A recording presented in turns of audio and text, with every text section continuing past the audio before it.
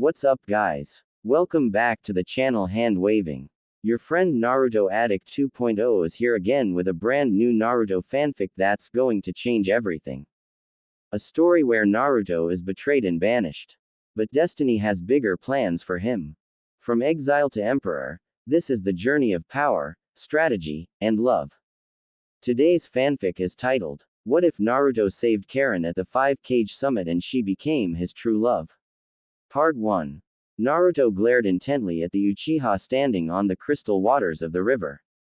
The waters had finally calmed to a steady flow. The clashes of the weak versions of their attacks made the river fluctuate for quite some time. Just imagine the full power. Naruto stood tall in all of his orange-loving glory, his deep blue eyes glowing with animosity. The boy trembled slightly as he and his best friend continued the stare down of the ages. Neither broke eye contact as they continued to gauge each other's power and strength, seeing as the two of them were nothing but power. If we fight, Naruto suddenly began. We'll both die. The river fluctuated once more as a great breeze of wind flowed down from the top of the bridge. Leaves flittered down covering the line of sight for both boys. The silence was unending, even with the shuffling of leaves and trees within the newfound wind. Sasuke continued his glare as his once black eyes began to dull out into a dark gray. But then, the last Uchiha shut his eyes and heaved a sigh, before smirking maliciously. Then I guess, Sasuke paused and activated his Sharingan once the Zetsu began to rise from beneath the water. I'll kill you before you kill me. With that said, Sasuke was sucked into the portal of Tobi and the two vanished into thin air with the Zetsu clones disappearing into the river. Naruto kept his glare up but looked away and faced Sakura and Kakashi before turning a deep shade of purple. Sakura's eyes shot from her head. She dashed for the boy and grabbed him before he fell into the river.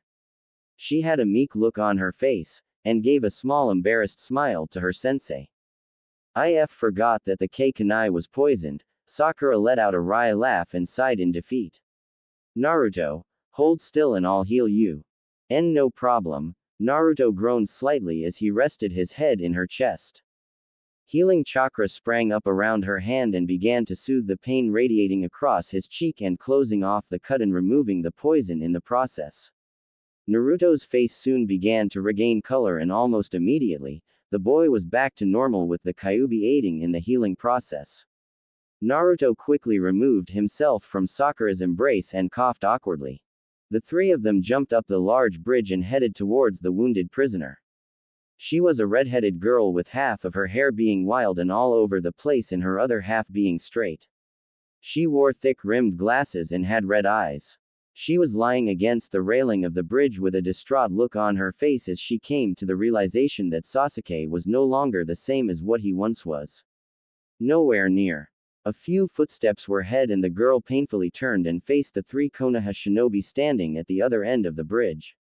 She looked down and was hoisted up and piggybacked Kakashi as they left the scene. Her red hair waved softly as they tree-hopped away for their unconscious teammates and comrades.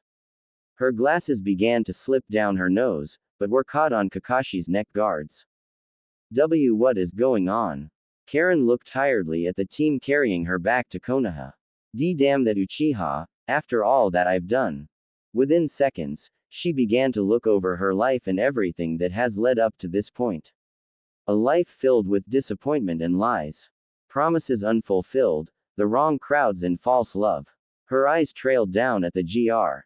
Below their feet and took a deep sorrowful breath, but tried not to strain herself too much. The group made a quick detour and headed into the forest off the main road and found a small clearing with 4 bodies lying on the ground, 3 men and a large dog. All 4 of them began to wake up thanks to Sakura administering the antidote and healing their bodies and removing the poison from their systems. Almost immediately, Kiba burst into anger and began to scream at Sakura for how stupid she was and how little she had thought the situation through. But through all of this, the golden-haired boy of the group kept to himself and stared aimlessly into the grand forest surrounding them. One by one, Karin began to examine the Konoha ninjas' chakra signatures and one by one, she got a very good idea as to how these shinobi acted, thought and moral codes were. The pale-skinned black-haired shinobi, was an enigma, and basically had a chakra aligning itself slowly with good. The dog and the kid with the fang tattoos on his cheeks, although loud and brash in person, his chakra was strong and peaceful and really loyal too. But the one that already had Karin slightly worried, and this is just from physical appearance, she was staring at the bowl-cut boy wearing the god-awful green jumpsuit. But even though she couldn't tell where his chakra coils were, she could sense the chakra there, and to be frank, she was impressed. The group, now fully healed and ready to continue on their journey back to the home village, Karin was fully awake and in less pain, but in pain nonetheless. But as they continued on their journey, the blonde-orange wearing shinobi was constantly arguing with the dog boy, as Karin began to call the tattooed boy. She was surprised by the interaction between Konoha shinobi and their comrades. With a moment of boredom, she actually listened in on their conversation. Naruto baka. Kiba finished with only the last part of the sentence being heard. Naruto. Karin's eyebrows rose slightly. That's the Naruto that Sasuke constantly griped about. Naruto clenched his fists and replied with a not up to par rebuttal, resulting in a punch to the back of the head, via Haruno Sakura. Naruto was bent over gripping his head, all the while, laughing with Kiba and Sakura. Soon enough, the laughter was contagious and had the rest of the team laughing, except for Karin. Her eyes were wide as she used her abilities to try and get a better feel of the shinobi that caused her former beau so much annoyance. You unbelievable, what is this chakra? Karin felt her body soar high into the sky. It was almost as if her pain and inhibitions were released from her body. It's such, amazingly, peaceful chakra, never have I ever felt something like this. Karin tightened her grip around Kakashi and tilted her head into Kakashi's back, almost as if she was about to go to sleep, but there was a sudden darkness in the pit of her stomach as she continued to examine the shinobi. That darkness continued, and seemed to never end, pressurizing her into the pits of her mid.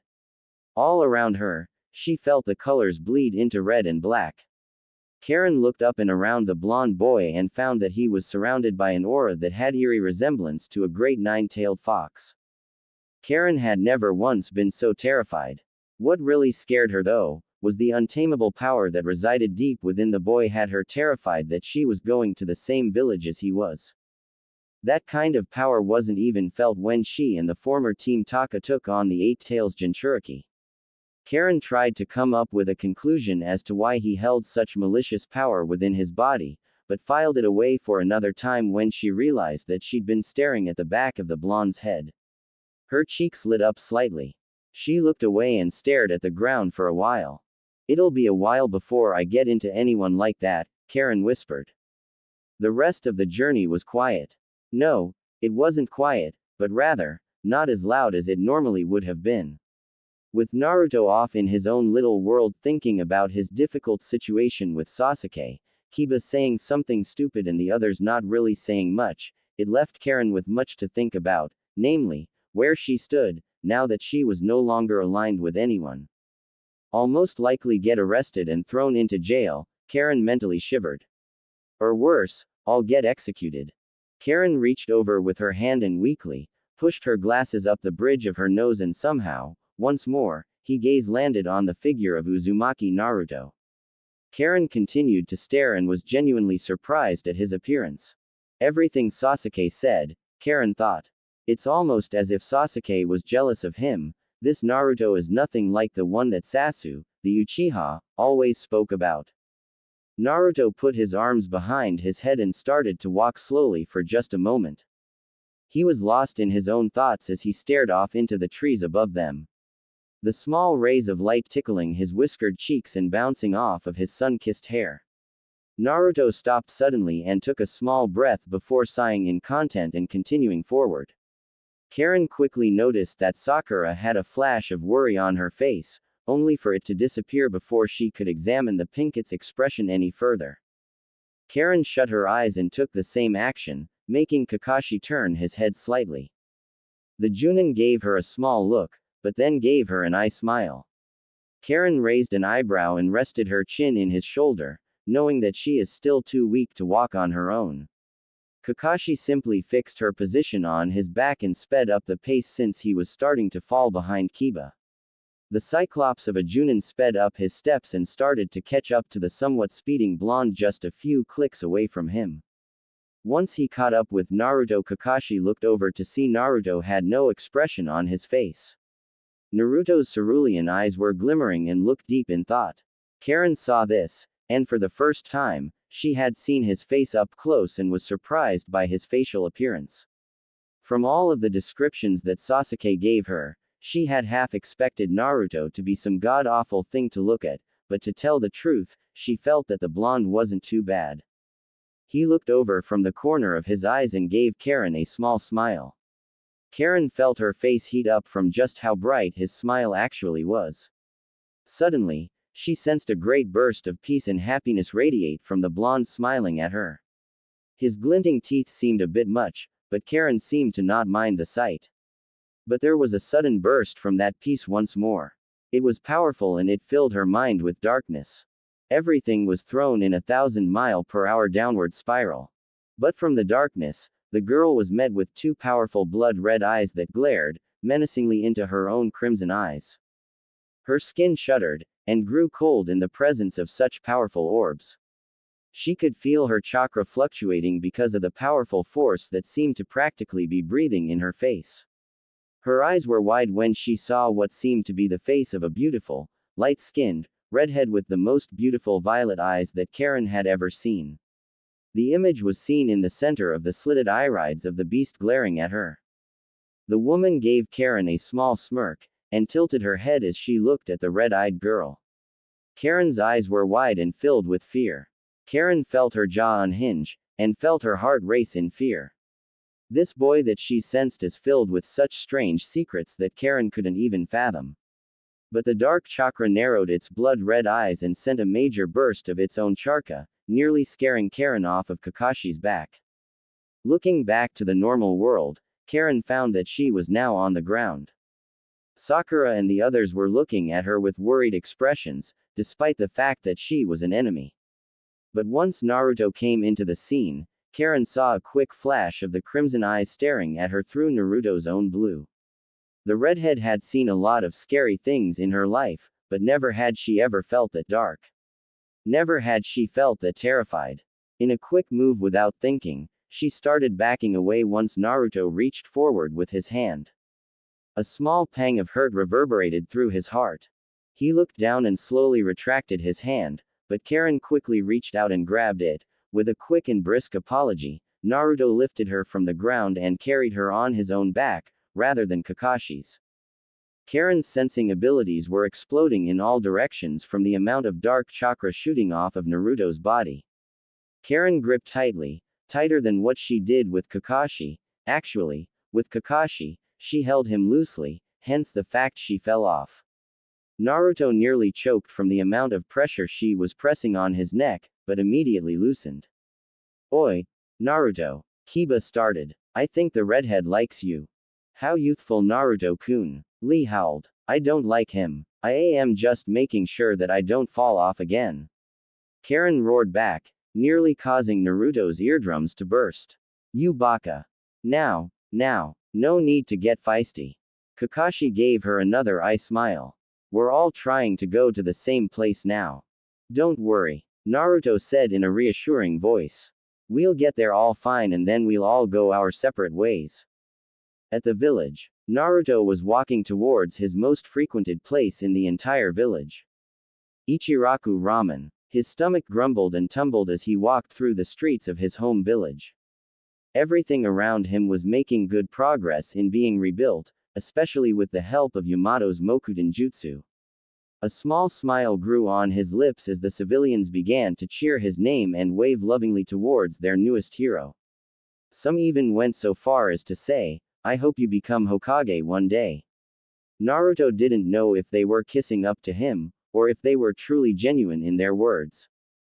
For so long, he was ostracized and made an outcast by many of the people that cheered his name. For the longest time, the only form of interaction between him and the villagers was the occasional blurb of harsh words, or even going full out and actually kicking him or tossing him about, or just downright slandering him in any way they could, be it talking behind his back, or insulting him to his face, but now, he didn't know how to respond to their kind words and kind actions. So, he simply hunched his shoulders slightly and looked down towards the dirt road with a light blush on his cheeks. Making a quick turn, Naruto walked towards the nearest exit and took the quickest detour towards Ichiraku. After all of those years of running off to find a quiet and secluded place to cry, gave Naruto an imaginary map of the entire village, one that is burned into his mind probably to the end of his days. Looking up, Naruto felt his eyes light up from the sight of the little paper lantern moving swiftly in the blowing wind. The new Ichiraku ramen stand was no longer a nice hut with cloth hanging over the front of the stand, but instead, it was its own actual restaurant with a large counter and multiple seats. The coloration paid a great homage to their favorite customer, by coloring much of the store orange and black. Naruto smiled devilishly and charged in, sliding the rice paper door open, completely forgetting his predicament, and jumped onto a stool with drool already flowing down the sides of his mouth. He slammed his hands onto the counter, getting the attention of Tsuki. 5 bowls of miso ramen. Naruto roared with a loud laugh. And keep 'em coming, old man. You got it, Naruto. Tsuki started laughing and called the orders out to his ever-faithful daughter, Ayame, whom of which was working furiously with the order. Naruto sat in silence as the intoxicating smells of the wondrous ramen came floating into his nose. But, the wooden doors suddenly slid open. With Ayame and Tsuki in the back working on the orders, in came 2 Chunin that witnessed Naruto's battle with pain. They were surprised and actually relieved, it seemed, to see Naruto. Hey! One of them shouted out with a smile. It's the hero of Konoha. You're right. The other laughed. The elder one quickly walked up to a seat next to Naruto and pulled out a notebook. Please, honor me with your autograph. My son would love it if you did. Same here. My daughter would love it if you signed an autograph for her. The other shinobi joined in. Naruto turned red from embarrassment. Looking around for whatever escape he had, he tuned out the 2 shinobi and tried to listen in for whatever distraction he could take advantage of. Thanks to the newly renovated Ichiraku ramen stand, the Ichirakus hired a full staff of waiters, cooks, and even delivery men and women. So once Tsuki got the order of deep-fried pork cutlets, the order came out first. With a ring of the counter bell, Tsuki got the attention of one of his delivery men. But Naruto quickly kawaramied with the delivery man and took the order himself and started running away as fast as he could towards wherever he could. After he felt that he was a good distance away from Ichiraku ramen, he looked around and found that the street he was on was quite desolate and empty. He sighed and sat against the nearest wall and slid down and rested on the ground, placing the order next to him. He leaned his head on the wall and stared at the deep blue sky without a thought in his mind. But, then, he realized that the order belonged to someone. He frantically opened the casing and stared at the destination, the T&I Department of Konoha Intelligence. He shut the casing for to-go food and shot to his feet. He looked up and found that the sun was still high in the sky, with a lot of time still remaining in his day. So why couldn't he play delivery man for the day? So, he took his sweet time making his way towards the T&I department building. Now though, the streets towards the building were empty. Almost no one populated the area. Naruto smiled slightly, but didn't let it show. The cheers and the kind smiles were something that was going to take time to grow on him, and he was sure of it. Naruto took a right and headed down a great hill and found that GR was already growing and tree saplings were seen sprouting from the flattened ground. Naruto smirked at the village and how well it was bouncing back from the invasion of pain. Taking another detour and finding the surprisingly small building labeled with the symbol of the T&I Department of Intelligence on the front, Naruto opened the door and walked inside of the building and headed for the prison rooms. It was a quaint journey, no one to mock him or insult him, no one that begged for him to let them free, and best of all, no new fans to bother him. He found the only room holding any people within it and knocked. There was a quick reply and the door slid open to reveal Karin sitting in a chair while picking her nails while 2 interrogators were bickering like children and Ibiki was rubbing his temples. Naruto held in his laughter, remembering the terrifying and imposing figure that Ibiki was as a man. The blonde walked ahead and shivered in fear once Ibiki stood from his seat. The larger and older man kindly took the casing of food and started laying out the meal in front of the redhead sitting behind the table. "You've got your food. Now eat up." Karin ordered this. Naruto asked. "Why? She runs a hard bargain for information." Ibiki groaned. "Why don't you join in on the interrogation, Naruto? Since my two subordinates are being less than adequate." Why not?" Naruto sighed and pulled up a seat and sat next to Ibiki. "I was hoping that I could eat my ramen by now." "Okay. Now tell us what you know of the Akatsuki and what they're planning," Ibiki said with a voice that demanded respect. "You have literally no reason to hold back information." "Hold on," Karin replied with a small smirk. "I just need to finish my delicious pork cutlets, Kami. You Konoha people sure know how to cook. I'm impressed." "Don't try changing the subject, Karin." Naruto grabbed her shoulders. But suddenly, the two disappeared in a puff of smoke. Somewhere, the smoke cleared and the two were now in a vaguely familiar room, well to Naruto that is. Once the smoke was officially cleared, the two looked around awkwardly and found that Lord Fukasaku and Lady Shima were sitting at the other side of the table with wide eyes. Karin's eyes bugged from her head and she nearly freaked out from being in the presence of toads of all things. Then she looked down to see caterpillars, insects of varying sizes. She quickly shot a hand to her mouth to hold in her incoming gag. "Fukasaku-sama, Shima-ba-chan." Naruto cried out and dropped Karin off of the table and headed off to give the two toad sages the tightest hug he could muster. "Wait, what in the world am I doing here? What the heck is she doing here?" Fukasaku asked. "I thought we only summoned Naruto-chan." These two were apparently in physical contact. Shima replied. "Well, young lady, whom might you be?"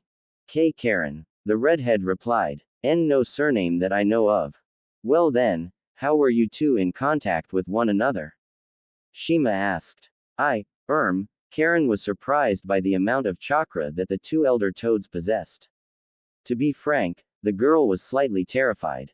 I was interrogating her," Naruto quickly replied. "She was a part of Sasuke's team, so she could possibly have information about the Akatsuki and what they're doing with Sasuke." "So she's an enemy?" Fukasaku asked with a raised eyebrow. Karin's eyes nearly widened when she felt a chakra spike from the green toad. But before Karin could reply, Naruto raised a hand and shook his head. He then turned his head and looked at the redhead sitting in one of the seats. Karin was surprised to say the least. She barely knew this guy, but he was so quick to defend her against whatever these toads meant to him. She felt his chakra fluctuate in a way that made his actions seem genuine. He had a stern look on his face as he stared the two toads down. "There won't be any need to kill her, or dispose of her," Naruto said. "She's under my protection since it's my fault that she's here."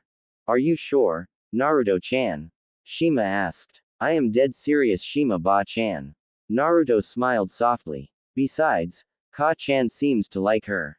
Outside, the group began to walk towards their destination and seemed to be making a good walk, although the walk was plagued by the innate rambling of Karin. Naruto was confused and seemed to be wondering and worrying about the redhead's sanity. But then after at least 10 minutes of blocking her out, he sighed and decided to listen in on what the redhead was saying. "I seduced him, I helped him for nothing. That damned Uchiha tried to even kill me. The nerve of that guy." Karin placed her hands on her hips and glared viciously towards nothing. "And yet, why do I feel this way for him? Why didn't he feel the same? Was there someone else? Was it because I wasn't smart or strong enough? Am I not attractive?" Karin sighed and looked down, stopping suddenly. "I bet it's because of my cursed red hair. Why the hell does this sound familiar?" Naruto thought with a strange look marring his face. Suddenly a bright blush formed on his cheeks and he quickly forced his hands into his pocket and started walking forward with a quick pace. The images of the first meeting of his mother came flittering in his mind. She's almost exactly like Ka-chan. "Well, actually it's because of your red hair that I think you're beyond beautiful." Naruto suddenly blurted out. Single quote dot. Did I just say that? Naruto. Karin looked at him with a light blush growing on her cheeks. What did you say? Nothing. Let's just continue on to the Great Toad Sage. Naruto started walking faster, trying to get away from the redheaded girl. But Karin looked with a distraught expression on her face. Whatever, he probably didn't even mean it. Karin charged forward and followed Naruto with the same pace that he was going at and followed the toads towards the central husk. The four entered and bowed to the various toads staring at them and walked through the great structure towards the Great Toad Sage of Mount Myoboku. A great door was opened and they came to see the sight of a massive toad with a grand hat on his head. Hey, I kinda, Karin was starting to stutter in the presence of such great beings. There was so much that she didn't know about Naruto, and most of those things, she could do without knowing. See, can I go back? If you want to stay in a prison cell for an unspecified amount of time instead of hanging with Konoha's #1 knuckle-headed ninja, then go ahead. Naruto said without a single stutter. You could stay with me and I'll be able to let you walk around and be free, to an extent. What do you mean? Karin asked, slightly worried for what he meant. With a quick sensing of his chakra, she found nothing wrong that would signify any evil intent with his words. I mean, stay under my protection. Naruto replied. With me, the village won't bother someone under the protection of the hero. I mean, thanks, but why? Karin asked. Why are you doing this for me? You don't even know me. Does that really matter? Naruto asked with a small smile. We could get to know each other. Enemy or not, it doesn't matter to me. I guess, Karin sighed and walked closer to Naruto. So what are you, and what is all of this? Well, for starters, this is the home of the Toad Summons. I am the Toad Sage, the only shinobi Toad Sage alive. Naruto began. I have mastered Senjutsu, and that big toad is the Great Toad Sage.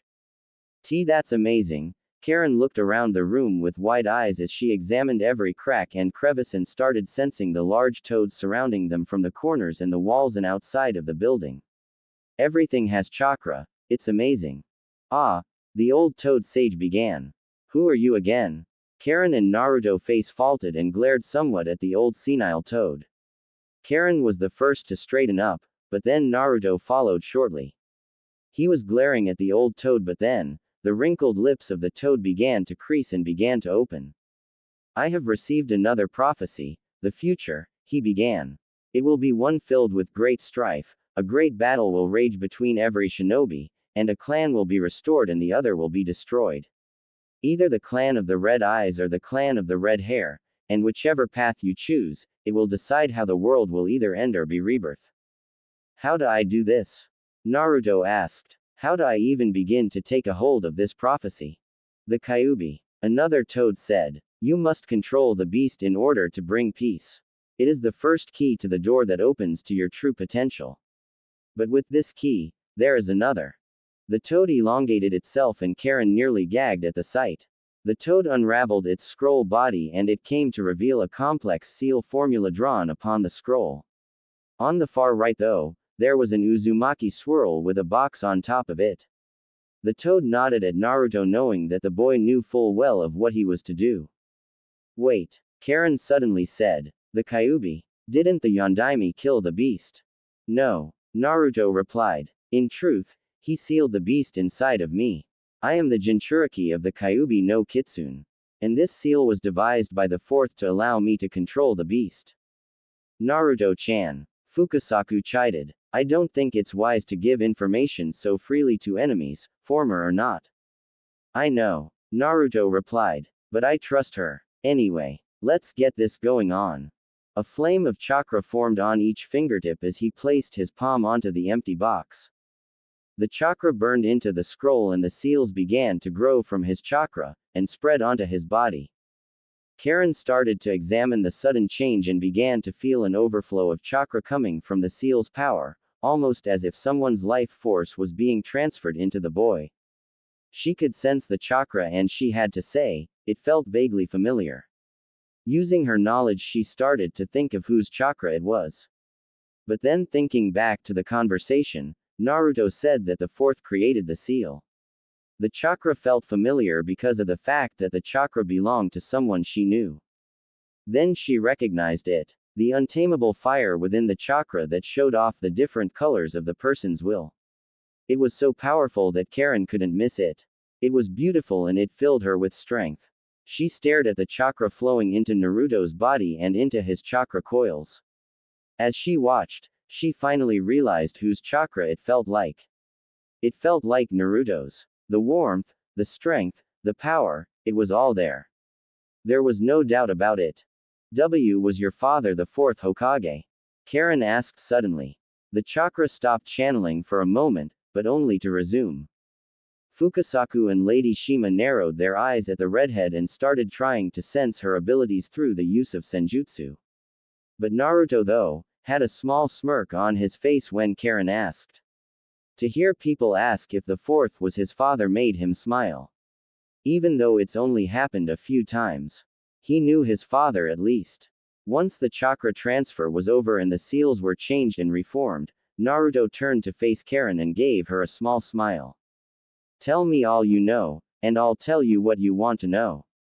Naruto smiled softly. I'm pretty sure you have one hell of a story to tell, and besides, Fukasaku Jiji and Shima Ba-chan need to trust you first. Where do I start? Karin asked. Start from the beginning. Naruto stared at the red-headed girl waiting for a response. Karin fixed her glasses and gave Naruto a nervous look inside before being led from the building and onto one of the giant leaves that surrounded the ever-twilight-bathed land of Mount Myoboku. Karin sighed, not one to really think of her life, let alone spill her story to people, but maybe, she thought, maybe, Naruto could be the one to take the pain off of her chest and listen. With Taka, or hubby, or whatever crazy name Sasuke had come up with at the time, Karin felt that none of them would give a rat's about her well-being, as shown on the Great Bridge. Her chest started to pulse in pain from the quick flash of what had happened just a few days ago. Then she realized it. That bastard stabbed me, Karin roared. Naruto's eyes went wide and he quickly jumped back behind the two toads. His face was dark with fear and his body was shaking. The amount of malicious intent radiating off of the irate redhead was too much for the blonde to handle. He stared at her backside as she went off on a rant of how much she hates Sasuke and how much she felt that he was scum. But it was during this, Naruto realized how great of a butt she had, and not only that, she was more curvaceous than Sakura could ever be. Naruto stopped himself before he could continue with those thoughts. A bright, crimson blush formed on his cheeks. Darting his eyes to different directions, Naruto couldn't help but continue to stare at the great curves that Kami had blessed his protectorate with. The blonde suddenly had this strange feeling, almost as if Jiraiya was trying to give him applause. Naruto shook his head and started walking ahead once Karin had calmed down and walked by her side. Karin felt the burst of calm chakra coming from behind and looked over to Naruto. She gave him a small smile but looked away as he led her towards a bench and sat her down. Naruto plopped next to her and gazed off into the horizon of the homeland of the toads. It's so beautiful, you know, Karin said. Verbal tick like Ka-chan. Naruto mentally noted. It reminds me of my homeland. Karin sighed and felt the calming chakra of the toads lying on their leaves and the chakra radiating off of Naruto. The land of grass, that's where I'm from. Land of grass? Naruto asked. Jiraiya of the Sannin, my sensei and I, traveled for 3 years, and never had I heard of a land of grass. Well, that's what I've always called it. Our country never really had a name. Karin replied. But it was a land filled with wondrous fields of green and oceans of soft, waving blades of grass. The earth was fertile for farming, and the wind was always cool. I bet if you ever went, you'd want to lie down in the GR. And just let the wind take you. Oh, and how can even forget the people? Karin's face suddenly broke into a smile. They were some of the kindest I've ever known. They were sincere and genuine in what they meant, you know. Much better than what most of Konoha is, or at least was. Naruto replied. It seems you've had a better life than I did. So if you don't mind me asking, how in the world did you know of Sasuke? Well, It happened almost 4 years ago. Karin replied. It was during the Chunin exams here. What? Naruto's eyes were wide with surprise. He did not see this one coming. Well, this is what happened. Flashback. Damn idiot teammates. Karin groaned. Leaving me alone to find food for our encampment. The nerve. Karin had a back full of berries and sticks for firewood, and in her hand that the girl was dragging, was a rope that led to a tied-up deer that she had caught and killed. She looked around and fixed her fogged glasses and looked around and began to try and sense where everything was, only to get barraged by the hundreds of thousands of different chakra signatures that filled the forest. The signatures ranged from animal to human, to animal once more, only to go to some strange creatures that Karin had never even sensed before. Suddenly, there was a deep guttural growl coming from just ahead. The ground shook slightly, causing Karin to yelp in fear once the source of the growl was seen. It was a massive bear with teeth just as large. Karin jumped back and hit the ground and began to try and slide away, but the bear raised one of its massive paws and brought it down, forcing Karin off the ground. The girl grabbed onto a branch of a tree, leaving her food and resources on the ground below.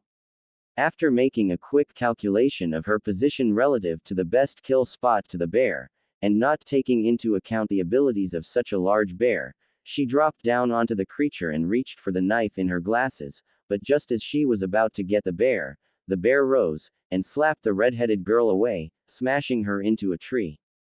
The bear glared at Karin and looked like it was about to eat her. It began to walk forward with a small pace and growled menacingly at the redhead. Karin shut her eyes waiting for the inevitable, but there was a small bang, it was followed by a shout. Karin's eyes sprang open to see a black-haired boy with a blue shirt, drop-kicking the bear in the head. After another series of the same powerful kicks delivered, the boy stood tall with his back to the redhead, showing off his clan crest. What's your name? Karin asked out, her voice meek from the near prospect of getting eaten. Sasuke. Uchiha Sasuke. Once those words left his mouth, the black-haired boy took off into the forest, leaving Karin behind to her own devices. Flashback over. That's interesting, Naruto said. What happened to you after the exam? I ended up becoming Orochimaru's top scientist, and I'm only 16. Karin laughed. But the things I had to do. Don't go into detail, Naruto made a quick reply. I don't want to hear about how Orochimaru likes to gush over children. Karin suddenly shut quiet. Naruto looked around thinking that he had just said something stupid. He started to feel slightly awkward, but then, Karin started shivering. Naruto was about to place a hand on her shoulder, but she shot her head up and burst into hysterical laughter. Naruto's eyes were wide with fear, and the boy started to slide away. Wait, that's just the funniest thing I've heard in a while. Karin laughed. She began to laugh so hard that tears began to fall from her face. The redhead began to cry harder than she laughed. Soon enough, Naruto realized that she was actually sobbing. The blonde quickly grabbed her and held her tightly and began to whisper softly, in hopes of that being able to calm her down. Her body trembled as she wept into his shirt. Naruto, under different circumstances, would have bolted off towards Kami knows where, and would have left the girl here, but he had a good understanding of who she was and what she's been through. Though not as smart as he would have wanted, but not as dumb as everyone thinks, Naruto understood her. For a girl that's been doing experiments on people for a long time and working alongside some of the scummiest people on the planet, and even joining up with the Akatsuki, Karin was probably on the verge of breakdown. The catalyst was Sasuke stabbing her through the chest with his Chidori spear. I've tried so hard to be good at something, Karin continued to weep. But whatever I was good at, it was either morally wrong or it was just for my body. Wait. Naruto sat Karin up and stared into her crimson eyes. What do you mean? Sasuke, Karin started, but quickly stopped herself and looked away as tears began to sting in her eyes once more. That Naruto growled and gripped the bench. No, I wanted it though, Karin quickly replied. I was naive and I was just so stupid all this time. Doesn't mean that I'll accept it. Naruto replied. After hearing this, You are definitely going to stay with me for a while. What? Karin asked with a tilted head. I don't want anything to happen to you, at least anything bad. Naruto replied with a heartwarming smile. I can tell that you've been through a lot of shit. It's okay though, it's because well, I have too. What do you mean? Karin asked while resting a hand on Naruto's shoulder. Wasn't your father the fourth Hokage? I'm a Jinchuriki. Naruto replied. For the longest time, I was hated, despised, ostracized, insulted, everything that you can think of. I didn't even know who my parents were. No one knew who my parents were except for the old man third Hokage. Why didn't he tell you? Karin asked with a deep glare marring her face. I swear he did it to protect me. Naruto interrupted. My father, as I'm pretty damn sure that everyone knows, was a powerful man, with powerful enemies. To tell you the truth, I understand what the third was thinking when he didn't tell people or me of my heritage. But, still, he could have at least put you in an orphanage or in foster care. Tried. Didn't work. Naruto frowned. They kicked me from the orphanage. No one would take in the demon as their foster child either. So I lived alone in a stinky, rotten, rundown apartment. My room only looks good because I constantly cleaned it to make sure it didn't remind me of the situation I was thrust into. The pain of loneliness and the heartache of having no family, it's only made me and molded me into who I am today, so I wouldn't change that for anything. You wouldn't give up being an orphan with no family for having a family? Karin asked with a raised voice, but Naruto only shook his head. I wouldn't. Naruto gave her a look. I did, you and we wouldn't have met, and you would probably be on death row by now. Sad to say this, but I probably wouldn't even have the same will and drive as I do now if I had a family. I think I understand you a bit more, Karin said with a small smile. So, onto a better note, for how long are we going to be staying here? I don't know. Naruto replied. Naruto-chan. Karin-chan. Shima said suddenly. You two can leave now. We've received the perfect amount of information. We'll reverse summon you two back to Konoha. In Konoha. With a pop of smoke, the two reappeared in the prison cell with Ibiki rubbing his temples while the two other interrogators were arguing with each other once more. Karin felt a small smile grow on her tear-stained cheeks at the interaction between the Konoha shinobi. With a quick peek at their chakra signatures, they felt warm like Naruto's but nowhere near the same level. Ibiki gave the redhead a stern look before he reached behind his belt and brought out some handcuffs. Naruto saw this and quickly entered Sage mode, and three clones burst into creation and grabbed Ibiki and his handcuffs while holding down the other two interrogators. Naruto's toad Sage eyes stared at Ibiki with a powerful gaze. But before any words could be said, the door opened from behind and in walked Tsunade with Naruto at her side. Ibiki, there's no need for cuffs. The woman said with a kind tone. Naruto has taken the job of keeping her in line. Are you sure, Tsunade-sama? Ibiki asked. Of course. Now then, Karin, Naruto will take you to his temporary home. Tsunade nodded to the people of the prison room and Karin bowed deeply to the woman before hurrying out of the building. Once on the street, she and Naruto walked side by side with the people staring at them with confused faces. Naruto wasn't surprised. Karin hasn't been seen before, but he was also pretty sure that he would get a mouthful from Sakura, should she find out that Naruto was now caring for Karin. Naruto gave a small laugh receiving a glance from Karin. The redhead simply shook her head and rolled her eyes in response. Karin smiled at the blonde and started to walk at a slower pace to stay at his side. You know, I think I can start to like this setup.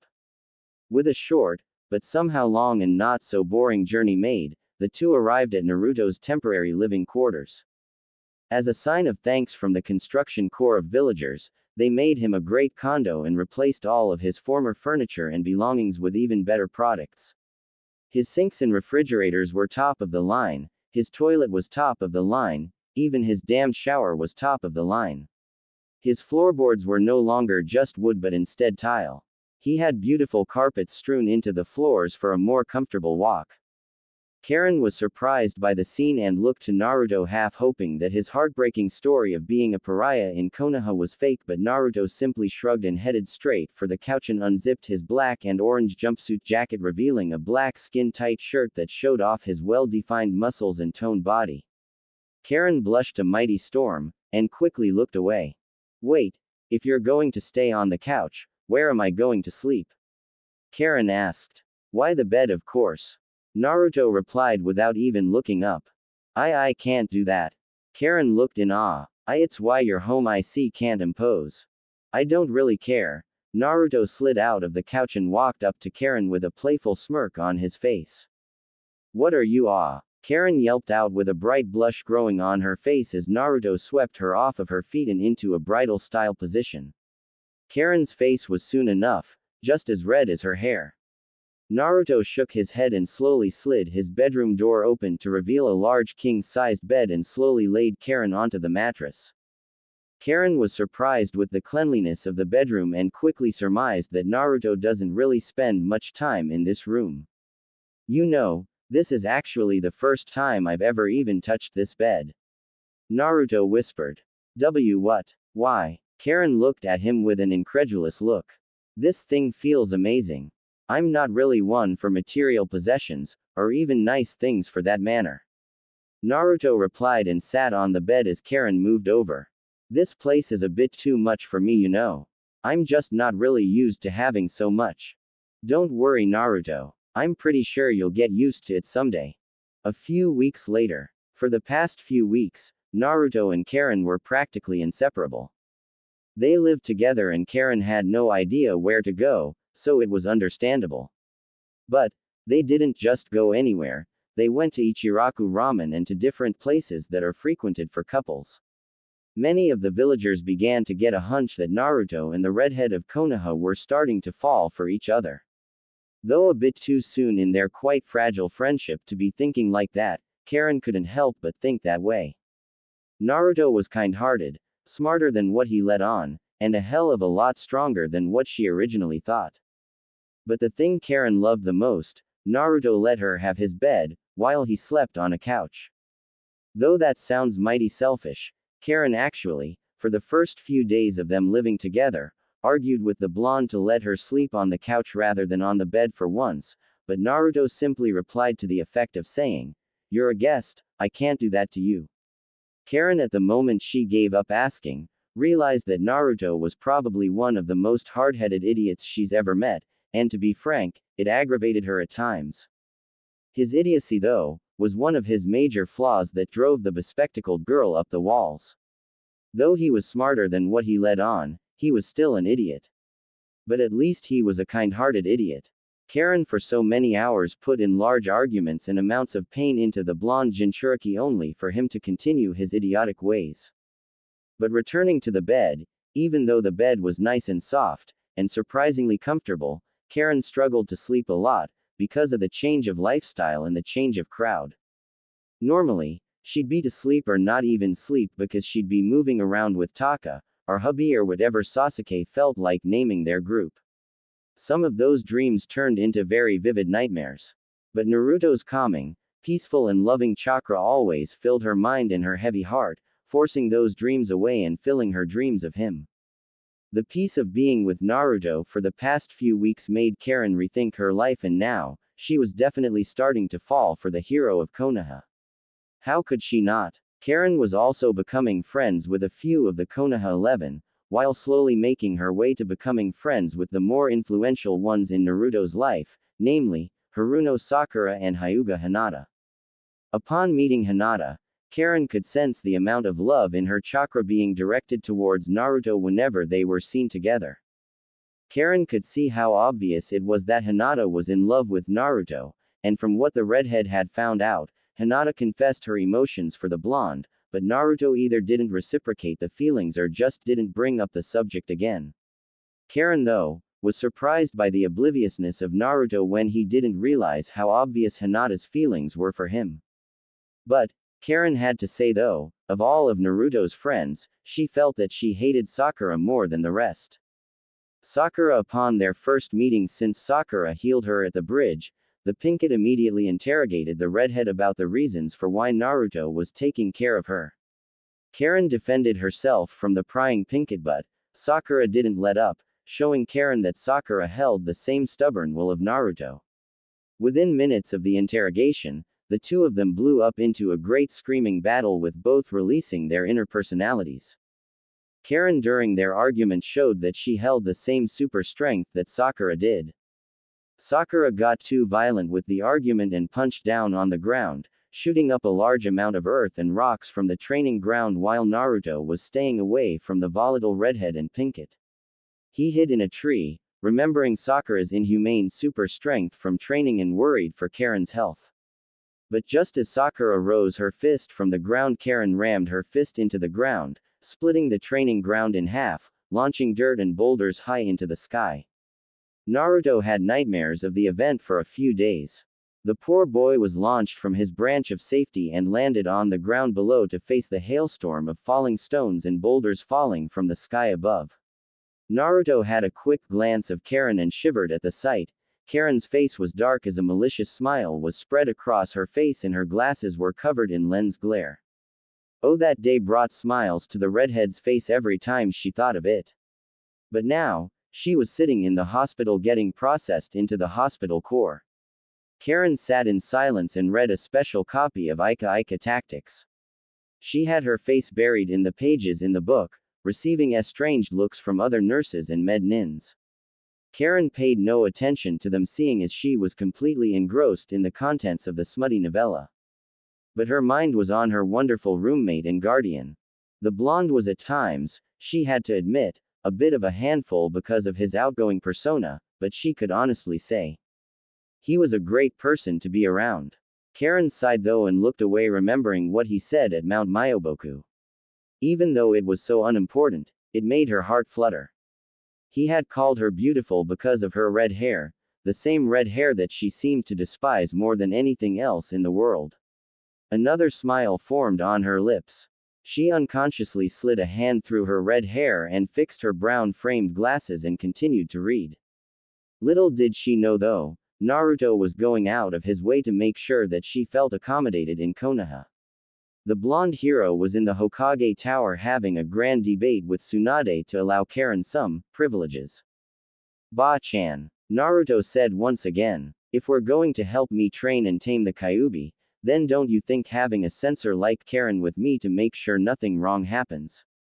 I would love to do that, Naruto, but I can't just let a prisoner, protectorate of the hero or not, waltz freely around the world.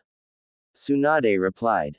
But, come on. Naruto quickly replied. The moment I leave her, who knows what's going to happen to her? You think I haven't thought of that, Naruto? Tsunade reprimanded. The only choice is to throw her in jail. No, Naruto growled. I made her a promise that I wouldn't let anything like that happen to her. I know that, but you need to think of this from my perspective. Tsunade pinched the bridge of her nose. Let me give you a basic overview of her rap sheet. I already know it, Ba-chan. Naruto sighed in exasperation and sat up from his seat. She told me already. Then you should know why I can't just let her leave and come with you. Tsunade replied with a stern expression. She could, for all we know, could be a spy working for Orochimaru that purposely got herself captured. But I know she isn't. Naruto replied. Naruto, Tsunade's eyes were wide. Are you falling for her? What? Don't be absurd, Ba-chan. Naruto replied with a small tint of a blush forming on his cheeks. She's just a friend. Whatever you say, Naruto, Tsunade laughed. But getting back to our argument, I can't allow Karin to leave the village just because you say that you trust her. She's not even a shinobi aligned to any village. Then make her a shinobi of this one. Naruto blurted without thinking. You want to run that by me again? Tsunade asked with a raised eyebrow. Goad him into it. I was saying, make her a shinobi of this village. Naruto replied with a little less than adequate confidence. She's a good medic, hell a damn good one, and she's literally one of the best censors I've ever met. She could tell if someone's lying just by reading their chakra. Those are skills that I've got to say that are priceless. You drive a hard bargain, Naruto, but you still haven't convinced me. Tsunade smirked. Just a little more. Then put her in a new team of genin that are trying to become chunin. Hell, you could even put me in that team. Naruto stood from his seat and rested his knuckles on the desk with his head dropped low and his hair covering his eyes in shadow. Naruto. She isn't even a genin. Tsunade-sama. The Hokage's eyes went wide, but Naruto went ahead and chose to continue. I will never call you that ever in your life, but I am now, just to show you the gravity of this situation. I'm listening, Naruto. Tsunade motioned for the blonde to continue. I'm not as dumb as most thought I am, well, at least not anymore. Naruto whispered. I know of the war, and don't act so surprised either. I talked to the great Toad Sage, and remember, he's all-seeing and all-knowing. I need to control the Kyuubi so we can strike a defining blow against the Akatsuki on the battlefields. With me there in control of the Kyuubi's power, we'd be unbeatable and there wouldn't be any senseless casualties. Well, Naruto, you're only a genin. No one will listen to you, even if you have the power and the skills. Then let me and Karin go to the Chunin exams coming up soon in Sunagaku. Naruto replied without a stutter in his words. We have the skills, we have the abilities. Let Karin get into the shinobi corps, I'll vouch for her. I'll do all I have to do to keep her safe. Why? Tsunade asked. I don't know. Naruto sat back down. There's something about her. I think that she's a main part of this prophecy that the great Toad Sage was talking about. She's important, or else the great Toad Sage would have told her to leave. It's happened before, you know. So you're saying? Tsunade stopped to think back to the beginning of the conversation when he ran the prophecy by her the first time. Karin could be the mother of the red-haired clan or the red-eyed clan. Not really. I'm just saying that Karin is important to it all. Naruto replied. The first step to all of the strife is by doing something that could change the course of the entire prophecy, and I intend to do this as the first step. Karin is strong, Ba-chan. She just needs the right push to bring it out. I saw her potential firsthand when she sparred with Sakura. Alright, Naruto, you've convinced me. Tsunade threw her hands up in defeat and sighed. You've won me over. Really? Naruto looked up with a hopeful expression. You sure gave up pretty soon. Nah, I was just enjoying our argument. Tsunade gave him a small smile. Naruto face faltered but straightened up and rubbed the back of his head. Now get the hell out of here, Gaki. I have some blasted paperwork to do. You got it, Ba-chan. Outside, Naruto walked down the street with a smile beaming off of his face. After spending the last few weeks in the company of the irate redhead known as Karin, Naruto couldn't help but feel his heart flutter while being in her presence. Maybe the old hag was right. So what if he did have feelings for Karin? It's not like it mattered anyway. At least that's what Naruto told himself. After the nights when Karin would have those vivid nightmares of hers and he'd have to calm her down using his chakra, the blonde felt inclined to keep her happy and keep her safe. Besides, she was living with him, for crying out loud. But the last nightmare she had was of Sasuke and what he had done to her. Her screams and her gasps for air were embedded into his mind. The genuine fear and pain being released from her voice was palpable. When Naruto woke the redhead from her slumber, her once crimson eyes were pale in comparison to what they normally were. The memory of her pain was a sore spot in his mind. Her tears spilled onto his clothing and her cries were deafening. But the real problem, though, was making sure that her glasses stayed safe and unblemished. Without them, Karin was as good as blind. Knowing firsthand of how bad it was Karin reacted, Naruto never again wanted her to experience that fear. He shook his head of those depressing thoughts and began to sift through his memories for more appropriate images. Especially that one time when he and Karin went for a walk in one of the newly formed parks. The green GR. Waving softly and tickling their arms and legs, and the soft winds blowing through their hair, Naruto smiled at the serene image but shook it off, knowing that if he continued on those thoughts, he might bump into someone. Where could she be? Naruto thought to himself. She is a medical person, so the hospital is a good place to check. At the hospital. Thank you for your time, Karin-san. I hope we'll see you again. The nurse bowed to the redhead with a smile spread on her face.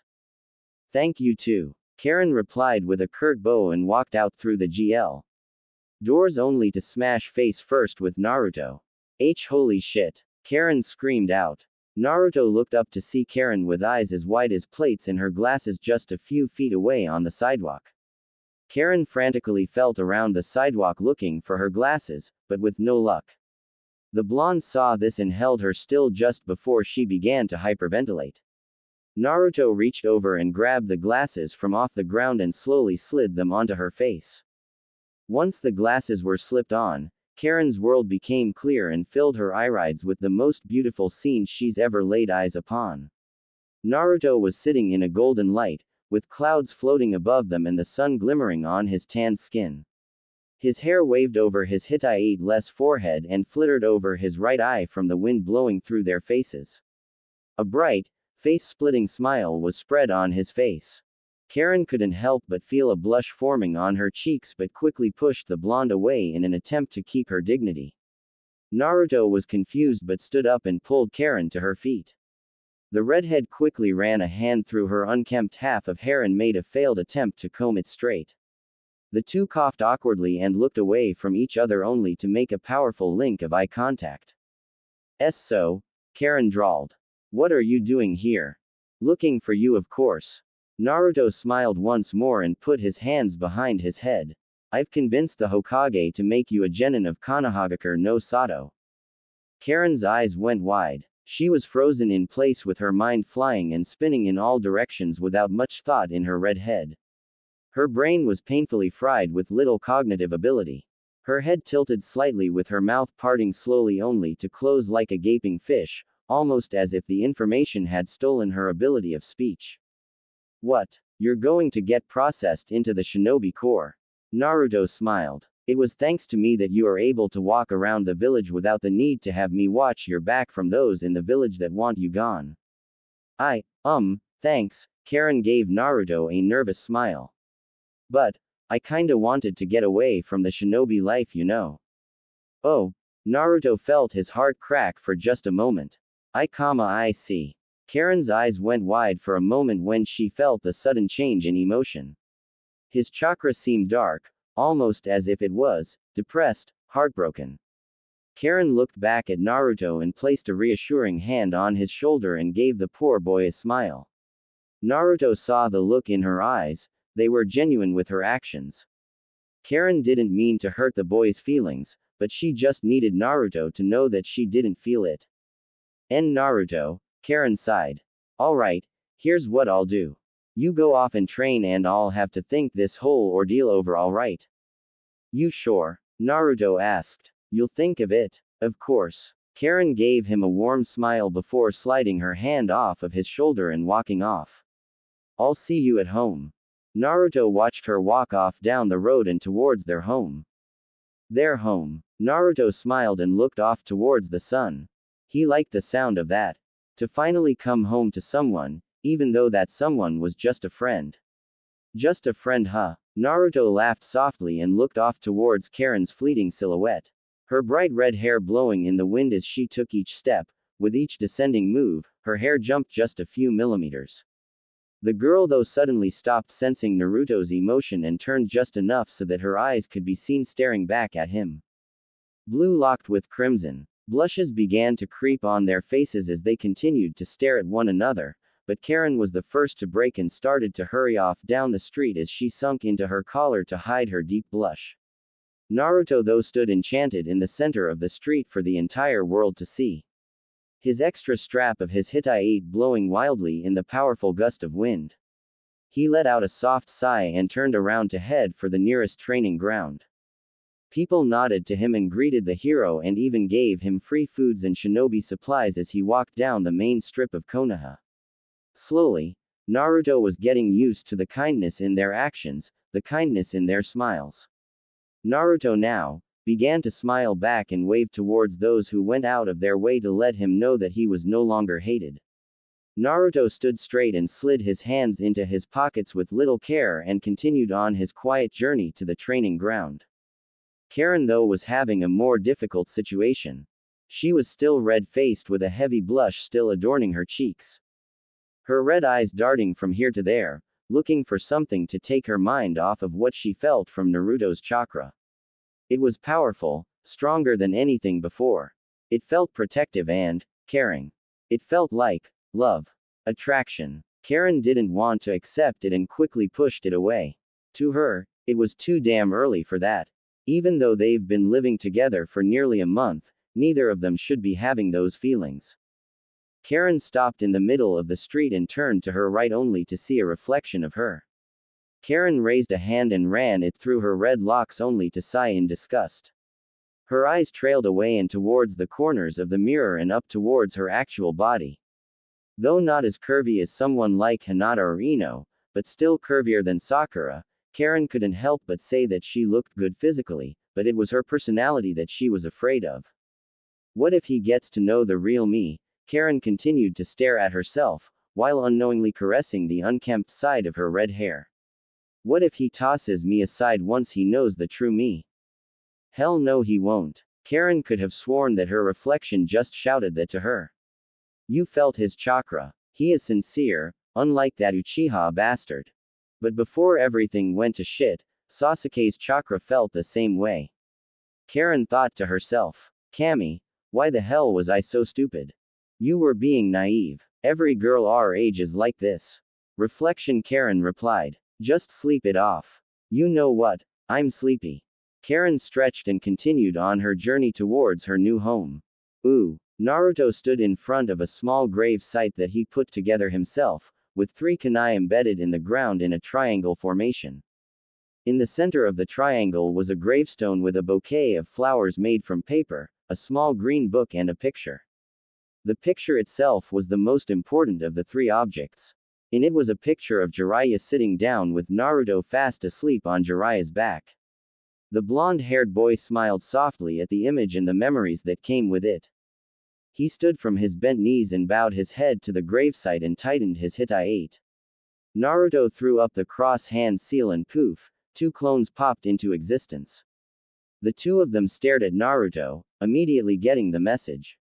The 2 clones dropped down in cross-legged positions and began to meditate. Their job was to work on gathering Senjutsu chakra as quickly as possible. The real Naruto channeled Senjutsu chakra into his body as quickly as possible. Once he was finished, the eyes of the Toad Sage were upon him. Orange eye shadow grew with the eyes of toads taking place instead of his regular cerulean orbs. Naruto channeled some chakra and sent out a strange signal towards the rest of the forest in an attempt to rouse any bloodthirsty animals. Knowing full well that fighting another human was terrible and killing an animal was no different, he needed to get attacked first.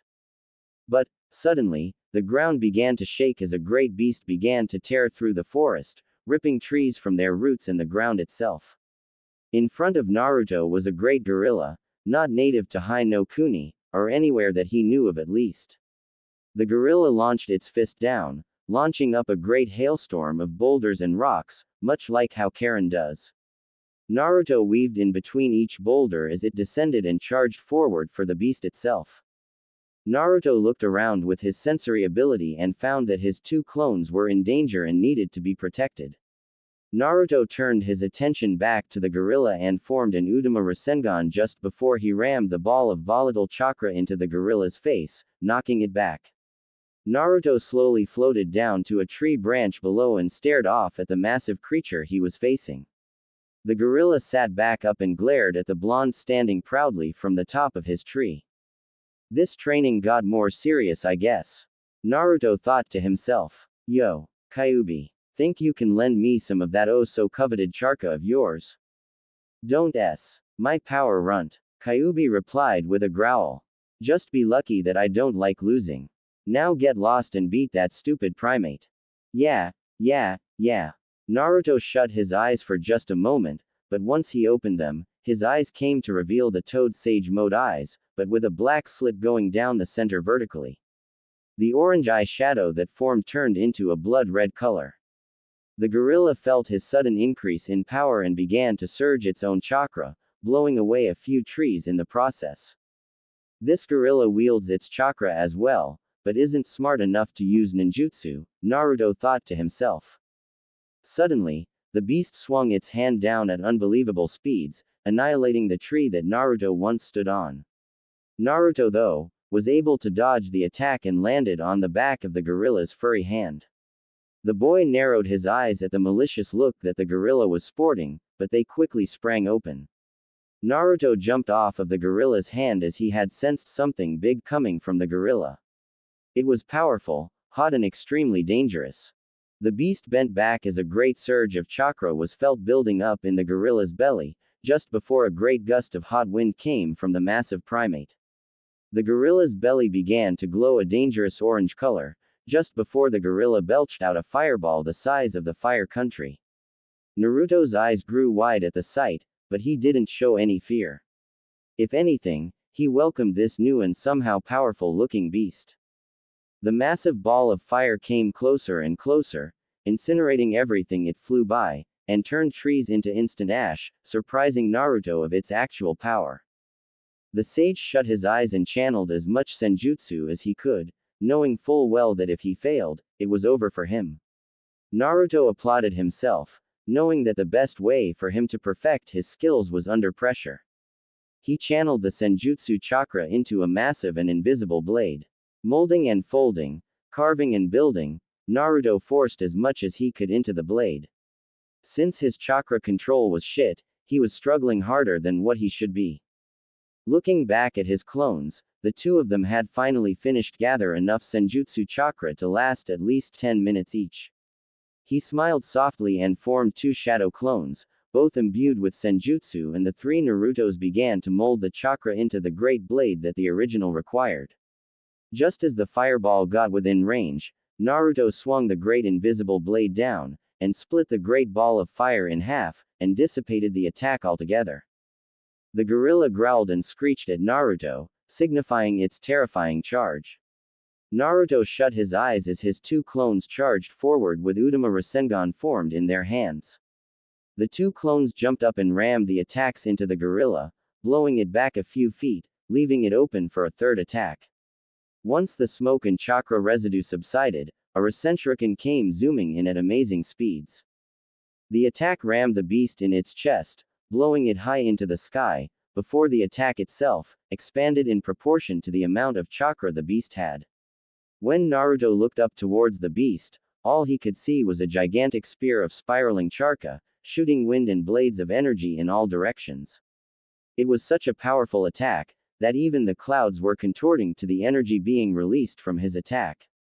Once the chakra cleared, the gorilla began to fall back to the ground below, unconscious and unknowing of its own fate in the fight. Naruto dashed forward with his two clones at his side as they channeled chakra to their legs to make them go faster. Once they got underneath the gorilla's shadow, the three began to channel as much senjutsu chakra as they could to their arms and legs and bodies, to empower themselves so they could catch the blasted creature thing, so the beast wouldn't die. Karin finally plopped down onto the bed of her home. She was too tired to take her pesky glasses off of her face, so she just laid on her back, allowing her body to rest. But something was bothering her. She rolled up her sleeves and traced her fingers on all of the tooth marks and bite scars that Sasuke left on her body. She raised her arm and examined the different patterns and random placements. It never ceased to surprise her that Naruto hadn't found out about her abilities yet, or her scars. There were some that she didn't feel that she could explain. Some scars on some places that were meant for the eyes of her lover. She shut her eyes and growled fiercely and pushed herself further up the bed and rested her head onto the soft and comfortable pillows at the head of the bed. She crossed her bare arms over her chest and let her mind drift. The sudden smell of fire filled her nose. It was powerful, overbearing. She shot her eyes open to a sight that sent shivers down her back. The entire village was ablaze. Standing in the center of the fire was Uchiha Sasuke, drenched in the blood of his former comrades. His Sharingan blaring for all who dared to stand up against him. He glared at Karin, but then, the glare disappeared and was replaced with a horrific smile. Ooh, Naruto had successfully delivered a pounding on the gorilla and managed to beat it back into the forest. He left his two clones to train in gathering senjutsu chakra faster as he headed into the village. He had his hands behind his head with a calm look on his face, but with sweat pouring off of his cheeks. He looked down at his clothes and felt the need to gag at the horrific smell they had. You know what? I'm going to go home and change first. Naruto frowned but shrugged. He jumped up into the air and landed on one of the rooftops and bounded towards his wooden condo, with a big smile spread across his face.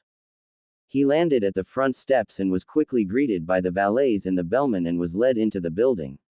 Naruto nodded and gave the two a generous tip and hurried off to his room. It was a quick run up the stairs, all 30 flights, and Naruto reached his penthouse level and swung the door open to reveal nothing out of the ordinary, almost as if Karin came and went straight to sleep. The blonde shinobi tiptoed towards his room and peeked into the bedroom and smiled softly at the sight. Karin was fast asleep, and even had a small snore. He opened the door fully this time and slowly slid into the room completely silent, using the skills he used to sneak around bullies during the night as a child. He pulled his dresser open and drew out some casual khakis and a black dress shirt. He backed out of the room and clicked the door shut as quietly as he could and changed in the living room of his condo. After checking himself out in his mirror, he made a soft click at himself and headed straight out of the door and back down the 30 flights of stairs and back onto the streets of Konoha. He looked up to the sky and found that the sun was going down and the nighttime scene was soon upon the village. He smiled and trudged off through the streets as he admired everyone and everything he came across. The more he enjoyed everything, the less hatred and burden he felt. With each step, he thought of his role in the coming role, and with each passing smile and compliment, he felt the inhibitions wash away. He looked up once more once he noticed that one of the street lights flickered on. The sky was bathed in a beautiful maroon hue mixed with a slight crimson, almost the same color as Karin's eyes. He couldn't help but feel his lips curl at the thought of his roommate and protectorate.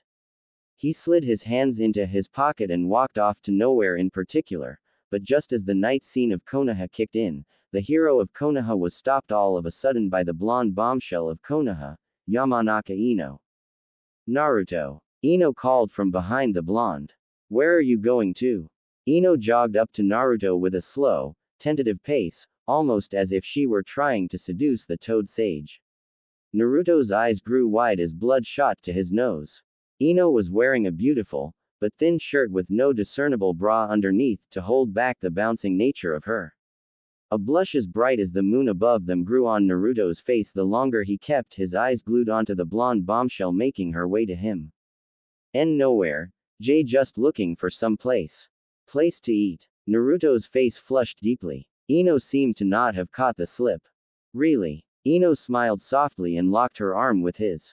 Let's go somewhere. I'm off from work, and Sakura has to work extra at the hospital, you know. I'd love that. Naruto smiled. So where do you want to go to? Ichiraku Ramen. Ino asked with a sly smile. How does that sound? Doesn't seem like a very Ino thing of you to offer up, Naruto said with a narrowed eye. Does that really matter? Ino asked with a smile. It's ramen. Well, that does sound really nice. Naruto broke into a faux thinking pose. I suppose we could get ramen. Well, stop supposing because that's exactly where we're going. Ino smirked and began to walk at the same pace as Naruto. Naruto, though, not one to really check out a woman's assets, had to say, in all honesty, Ino was downright one of the girls he'd ever met. That long blonde hair and her sky blue eyes kept his eyes hooked, but he couldn't forget that body that Ino was blessed with. Her curves were definitely better than Karin, and Ino seemed to have an even better athletic build. Then again, Karin has lived underground for much of her life doing experiments for the pedophile. Naruto looked into his memories and wondered why he was so attracted to Sakura for all these years, when here, Ino was definitely all over him. During their calm walk, Naruto began to think of Ino's skills compared to Sakura, hell even Karin as well. After a good few moments, he quickly realized that Ino, so far, is the most useful of the three. She had an arsenal of powerful mind techniques, and was also the most beautiful of the three.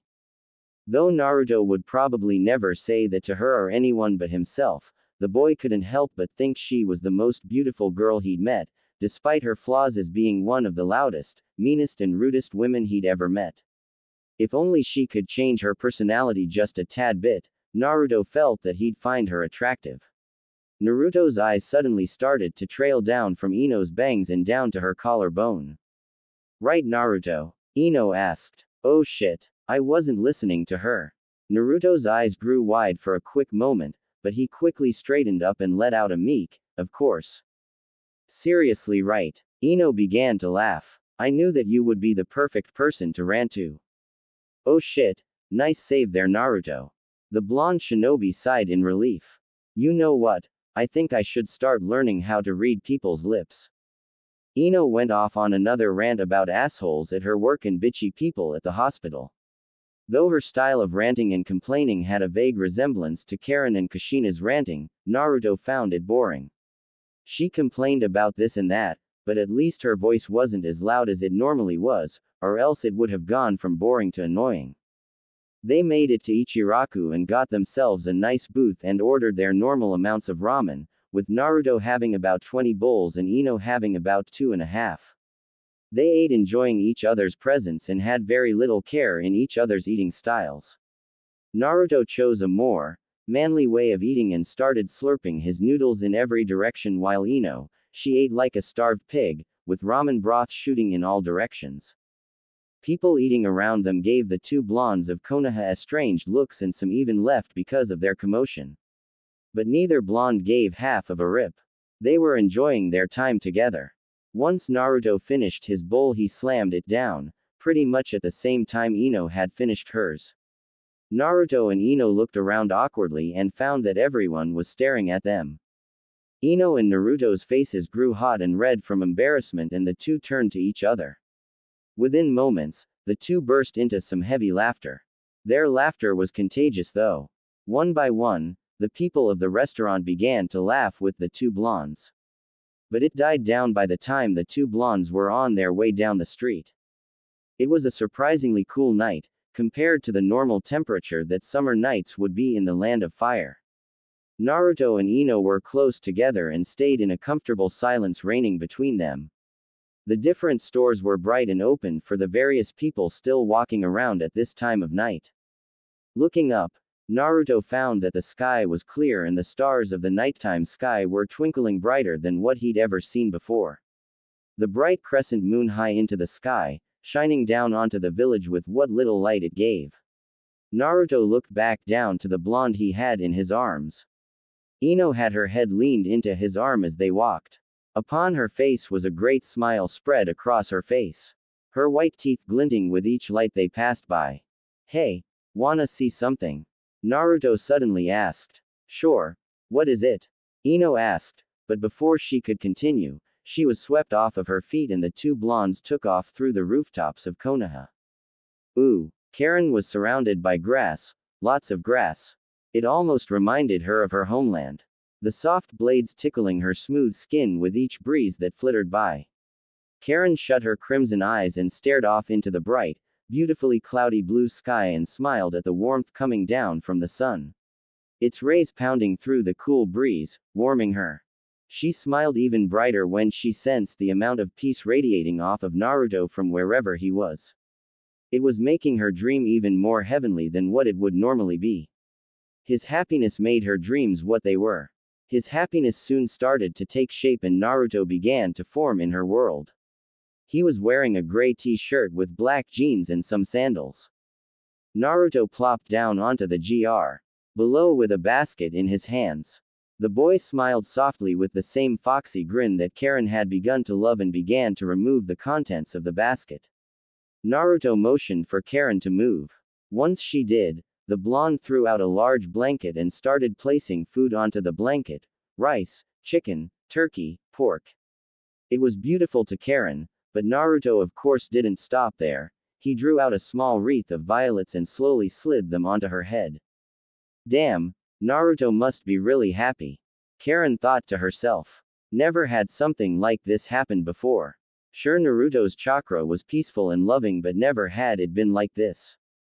Karen's heart beat faster as the dream continued and Naruto began to do things that Karen had always wished her dream man would do. Naruto reached out and gently caressed her cheek, feeling the burning hot blush forming on her face. Karen shook nervously with her mouth agape and shakingly pushed her glasses back up.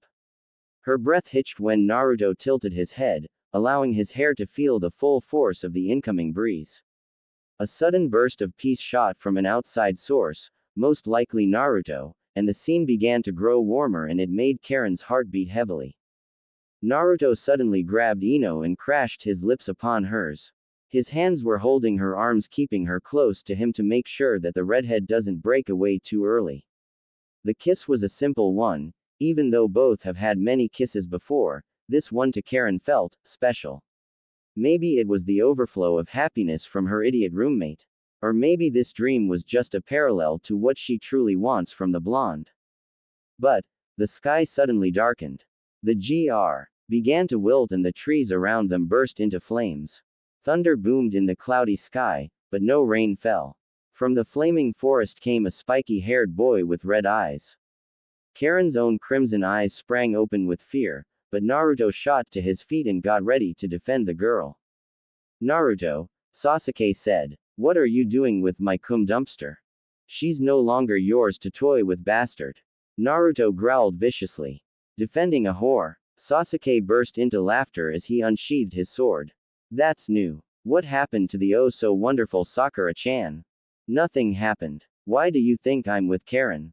Naruto simply replied. The blonde drew out a kunai and hunched over in a battle stance. Kami Naruto. Sasuke laughed just a bit more and stretched his sword-wielding arm.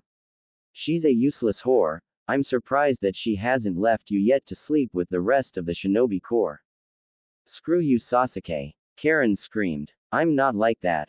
Oh really? Sasuke smiled devilishly. Would you mind if I went ahead and told the Dobi of our team's knights? Don't you dare. Karen screamed as tears formed in her eyes. What the hell are you going to do, Karen? Sasuke asked with a smirk. Suck me to death. Leave me alone, Sasuke. Karen fell down and gripped her head. But her fingers felt the soft flower petals wrapped around her head. I am no longer yours to mess with. Yeah, Sasuke. Naruto shouted. Leave her alone. She is not a part of our battle. Leave her out of this.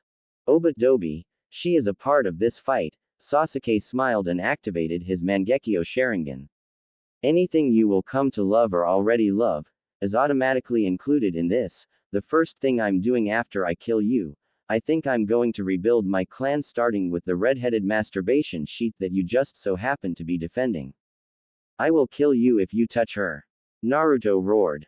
The Kyuubi's chakra began to pulse out of his body, sending frozen shivers down Karen's back.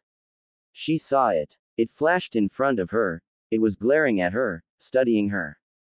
Those horrific red eyes. The spiritual soldier of Sasuke's Susanoo grew and formed around the Uchiha and swung for the blonde Jinchuriki. Naruto saw this and sped forward with red chakra exploding off of his body. Naruto jumped forward and slammed a Rasengan into the Susanoo, but the spiritual soldier didn't budge and withstood the attack, and slapped Naruto away and into the dirt. Sasuke burst into laughter and lunged forward and stabbed his Susanoo blade into Naruto's chest. The boy's scream reverberated in Karen's ears. Karen, run! The blonde managed to croak out. The redhead began to run. Her sandals crunched the blackened and scorched ground. Tears were running down her cheeks. She looked behind to see Sasuke walking with the same facial expression he had when he fought Danzo. But from her distraction of looking back, she didn't notice the other two newcomers walking in front of her. Once she turned back around to face forward, she ran into a large man with orange hair and a skinnier and shorter man with straight white hair and shark-like teeth. Karen recognized them immediately and began to back away. Seeing that Sasuke was still a long ways away, she chose to make a run for it towards the east or wherever running to the right led to, just as long as it got her away from them. But before her she could actually start running, Jugo shot forward with his arms, sand wrapped them around the horrified redhead. Karen kicked and swung her arms around, causing her glasses to fly right off her face. Everything lost color and everything bled into one, causing her vision to turn blurry, almost as if she were blind. Jugo slammed her into the ground while Suigetsu began to work on getting rid of her pants and shirt. She was about to fight back, but Jugo punched her in her gut, forcing a large blob of blood from her mouth and back onto her face. Karin flipped over and tried to crawl away, but Suigetsu grabbed her legs and forced them apart to reveal the clean-shaven and overly used vagina of Karin's. Sasuke laughed viciously and pushed Suigetsu away. I like that you kept your shaved. Sasuke sneered. I wonder what Naruto thought of how widespread you are. Damn you Sasuke. Karin shouted. What he thought of my body is not of your concern. Ah, was he not impressed? Suigetsu burst into laughter. That's not what he thought. Karin cried. He doesn't think of me as a whore. He's not like you. Well, of course he isn't like me. Sasuke unzipped his pants. I'm not dead. But just before he could enter, everything turned black. Karin felt around and realized that she was no longer in the grassy plain that she once was, but instead she was on a cold and hard floor. She reached over looking for her glasses, but she couldn't find them. She was terrified and she was missing her jacket. She could feel the wind slipping against the bare bite marks drawn up and down her arms and across her chest. But the thing that really terrified her was that she couldn't sense anything. She was literally blind to the world outside. She began to crawl around with tears falling down her face. Within moments she just stopped and began to hyperventilate, hoping that somehow Naruto would find her in time. Ooh, I had fun. Ino smiled softly as she slowly leaned her head onto Naruto's shoulder. I had a lot of fun, Naruto-kun. Hey, I did too, Ino-chan. Naruto leaned back and smiled softly at the twinkling stars in the sky. Ready to go home? Definitely. Ino smiled and was pulled up to her feet by Naruto. We should do this again. I look forward to. Naruto's eyes suddenly changed into his sage mode. People's chakra signatures and emotions flooded his mind and system. But there was one that made his heart crumble. Karin was terrified of something and her chakra seemed to be in distress. The boy took off without another word and jumped off of the Hokage monument and down towards the rooftop of the Hokage tower. He jumped as far as he could and landed just a few blocks away from his home and continued on his path until he landed on the balcony of his floor. He could sense it, Karin's fear. Karin's pain was palpable and filled the hallway with despair. Naruto dashed down the hallway, nearly knocking over a few bellboys and servants, but he came to a quick stop once he reached his room, which was the single door at the end of the hall. He kicked the door open only to find that all of the lights were flicked off and the furniture, from what he could see, was overturned almost as if someone had broken in. He stepped in, but a small crunch was heard. He looked down and found Karin's glasses beneath his foot, shattered beyond belief and with one of the arms of the glasses broken off, revealing a 2-inch long serrated blade. Naruto's ears suddenly perked up when he heard sniffling through the darkness of the room. There were footsteps that sounded from behind and apparently Ino had followed Naruto. She quickly reached in and flicked the lights on to reveal a jacketless Karin curled up in a fetal position with tears pouring from her eyes. Her eyes, though, were filled with so much fear and pain that Naruto had trouble looking at Karin. Naruto turned and nodded at Ino, with the blonde girl quickly getting the message and charging ahead and grabbing Karin's coat off the floor and wrapping it around the redhead. Once Karin was clothed once more, Naruto bent down and hoisted her up in a bridal style and held her close to him. Karin slid her hand onto Naruto's chest and felt for his heart. The girl was mumbling incoherently and seemed to be in a daze, but Naruto's amazing chakra began to fix all of Karin's problems. Karin's breath began to slow down and soon enough it was a manageable pace, but she kept her hand pressed against Naruto's chest. Soon enough she was holding his shirt with a death grip, not wanting him to let her go. Ino, can you heal her up a bit? Naruto asked as he walked over to his bedroom. She needs it. Naruto bent over and led Karin out onto the bed and carefully spread her legs out and straightened them out on top of the blankets. But just as Naruto was about to leave, Karin reached out and grabbed his hand and pulled Naruto towards her and gripped him tighter than before. Naruto looked down to see the unbelievable pain in her eyes. Please, don't leave me. Karin shouted as she buried her head into his arm. Just, for tonight, stay with me once more. Naruto sighed softly, then looked to see Ino with a gaping smile spread across her face. Naruto nodded and was replied with a pat on the shoulder by Ino. The platinum blonde left the room and slowly shut the door, leaving Naruto with the weeping Karin. Don't you worry, Karin. Naruto smiled and slid her over to accommodate some space for himself. I made a promise to you. I promised that you'd never feel hurt again. Once he was comfortable, Karin turned over and rested her hand onto his chest and immediately went back to sleep. Naruto soon enough was starting to get claimed by the wonderful spell that was known as sleep. Karin rested her forehead onto his shoulder as she fell deeper into sleep, and Naruto rested his chin onto her scalp. Within a few minutes, the two of them were snoring like a loving couple enjoying a blissful sleep. At least that's what it looked like to Ino. Karin awoke to the smell of sizzling meat and cooking rice. With the events of the night before completely erased from her memory, she reached over expecting to find her glasses. She clicked open her glasses only to find cracks in the lens and duct tape being used to hold one of the arms to the rest of the glasses body. She looked around nervously and looked for the warmth that filled her dreams, but it was nowhere, until, suddenly, her senses were exploded with the wondrousness of Naruto's chakra. Her mind calmed. She rubbed her bare arms. Wait, bare. Karin looked down in distress when she realized that her arms were for the entire world to see. She looked at the bite marks and felt tears forming in her eyes, but she realized that it was too damn early for tears and crying. She shook her head and slid herself from the bed and trudged out of the room and to wherever the smell was coming from. But what she saw made her heart hurt slightly. It was Ino and Naruto cooking in the kitchen together with big smiles on their faces. Karin felt his happiness and realized that he was genuine, but Karin was wary of the Yamanaka.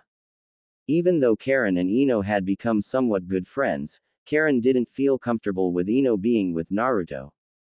But after doing a scan of Ino's chakra, Karin felt satisfied and realized that Ino was sincere with her emotions towards Naruto. The two were giggling like idiots and insulting each other's cooking skills, that is, until Karin made herself known to the two laughing blondes. Morning, you two. Karin said. Oh hey. Naruto smiled and walked over to Karin and grabbed her for a tight hug. You feel better? Never better, I guess. Karin replied meekly. Can you two tell me what the hell happened to my glasses? Naruto took a seat and motioned for Karin to do the same. The redhead was slightly confused but complied anyway. Naruto took a deep breath, as did Ino. Well, what happened last night? Naruto began. Naruto was out last night and I just happened to run into him. Ino suddenly said. But, during a friendly dinner, Naruto went into sage mode and felt your pain and sorrow or something like that. When we came here, Naruto found you on the floor in a fetal position crying your eyes out. Naruto, upon entering, consequently, stepped on your glasses, crushing them. Oh, Karin's eyes were wide. It must have been one hell of a nightmare then, huh? Yeah, Naruto replied. But there is something that Ino and I have been wondering. What is it? Those bite marks all over your arms and chest, Ino said. Where the hell did they come from? I have a special healing ability that if an injured person were to bite into my skin and suck up my chakra, they'd heal from any injury. Karin sighed. I wanted to keep it a secret. So are those all from Sasuke? Shut up. They are not all from Sasuke. Karin roared in a Sakura-esque way. Whoa, calm down, Karin. Naruto rubbed his ears. No need to get loud. I'll get as loud as I want, Baka. Karin howled, just before she lodged her fist into the back of his head. Under normal circumstances, Ino would have defended Naruto, but Ino couldn't help but find herself laughing softly at the sight. Ino, though, quickly reined in those thoughts. The blonde girl rose from her seat and softly walked towards the kitchen stove and began to work on whatever food the two were originally working on. What is this feeling I'm sensing from Ino? Karin pushed her glasses up the bridge of her nose. It's almost as if she's jealous of me. That damned redhead. Ino tightened her grip on the pan. Whatever. What is it with women hitting me all the time? Naruto whined. The people around me are so violent. With all three teenagers sunken in their own thoughts, they fell into comfortable silence, minus the squeaking noises coming from Naruto as he rubbed the large bruise that formed on his scalp. Karin smirked and dug into her food while keeping a wary eye on Ino.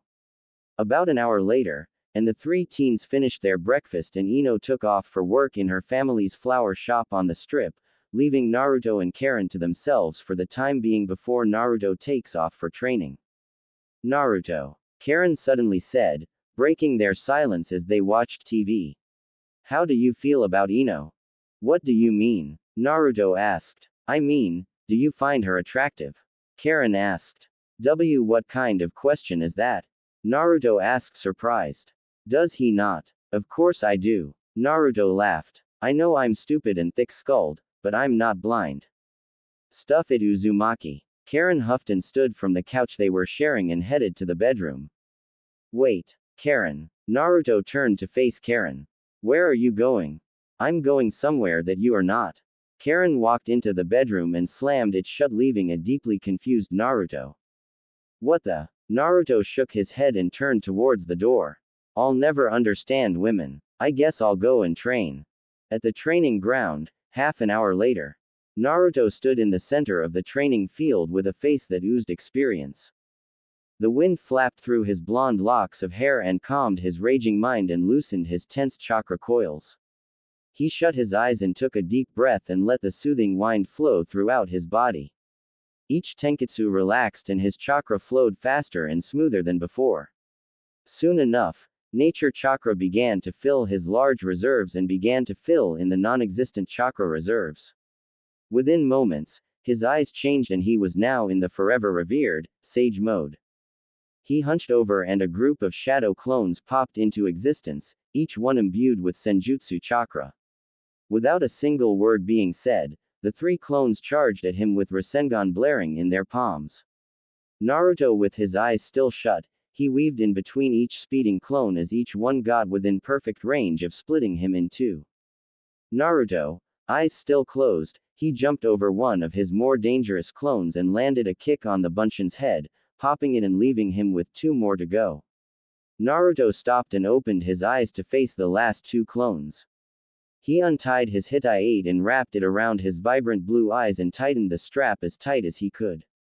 Come. Without a second thought, the clones charged ahead with no care for their own safety and closed the distance, only for one to get kicked in the cheek by Naruto's more faster reflexes, but just as he disposed of one of the clones, the other came in and sent a senjutsu-imbued punch at his gut, and sent Naruto flying towards the trees. He spun in the air and connected his feet with the GR below and slid along the surface of the ground for a good few minutes before he came to a halt. Naruto stared at his clone and realized that the Kyuubi had gotten some of its influence out and into the clone. Naruto sighed, knowing that it was a side effect of letting the beast's cage have its ki. The clone dashed forward with a red Rasengan formed in its palm, but Naruto dodged the attack and rammed his leg into the clone's chest, sending it back a few feet. Once the clone landed, it charged ahead once more and kicked Naruto in his chest, but the boy simply dodged the attack. Naruto sent an elbow, but the clone dodged it and punched Naruto in his gut. The blonde sent an uppercut and rammed his fist into the clone's chin, sending it into the air. Naruto channeled chakra into his legs and sprang up into the sky with a Rasengan glowing with pride. Once he closed the distance with the clone, he rammed the Rasengan into the clone's chest, sending it careening towards the grassy training ground below. With a earth-shattering boom, the clone finally popped and its memories were transferred back to Naruto. The boy flittered down and used a flurry of Kage Bunshin to soften his fall. He looked around and found that he had successfully allowed the ability of having 4 shadow clones gather senjutsu chakra. Naruto himself was still in sage mode, which was a welcome surprise. As his clones dispelled, Naruto walked off towards the waterfall that his clones were meditating underneath and found that all 4 clones were hunched over with orange eye shadow formed. He smirked at his success. All he had to do now was work on a way to get senjutsu chakra while he was moving or while he was in combat without the use of clones, but that was filed away for later. For his fight with the Uchiha, Naruto knew that he'd have to get all of his cards straightened out and all of his weaknesses flattened out. Sasuke no doubt had many different cards in play and many more hidden away. The blonde Jinchuriki didn't know whether or not he should continue with his senjutsu training or move on to actually trying to control the Kyuubi. Naruto sighed and shook his head and headed off towards the main strip of Konoha and found that people were already beginning their normal shopping sprees and schedules. Naruto put his hands in his pockets and smiled when his telepathic command to 2 more clones went through. He had ordered 2 more clones join the others and begin to meditate and gather senjutsu chakra. Never hurts to be prepared, you know. Naruto continued on his destination-less path and walked aimlessly through the street whilst paying no attention to the people looking at him and the girls checking him out. Naruto, though, not really into Sakura since his situation has been changing slightly, the blonde realized that he hadn't seen the Pinkett in a while. Karin had held him up for most of those few weeks and now Naruto felt a strange feeling in his chest whenever he was with Ino. Naruto smiled softly. She was kind enough to even fix up his living room while he slept with Karin. There had to be a way to pay her back, he thought. There had to be one, right? Shaking the thoughts from his head, Naruto trudged down the street towards Ichiraku Ramen, but sadly, found that the line was too long. Surprising, really. Naruto spun on the heel of his foot and headed off towards another restaurant that he frequented whenever he was with Team 10. Yakiniku Q. Good thing it was just a few blocks down. The blonde hero shrugged and headed down the road without a single care to the smiles directed his way. For just a moment, Naruto thought of what would happen should the war begin anytime soon. Naruto thought of the chaos that would ensue, he thought of the damage that would happen, and most of all, and the deaths that could possibly happen. No, he told himself. No, I won't let my friends die. Never. It'll be pretty hard for that runt, the Kyuubi rumbled from within. Don't listen to him, Naruto-kun. Kushina suddenly said from beneath the terrifying B of the Kyuubi's voice. He's just a little mad. A small smile grew on his lips. His mother was real and his mother apparently lived within his mindscape. Although that doesn't sound healthy, it was completely healthy. Naruto first met his mother by complete accident. Flashback. I think it's my time to go, Minato sighed softly. Goodbye, son. I'll have to hurry and fix this seal. Minato, although a sealing master, he was still a human, or a spirit rather, and as such he makes mistakes.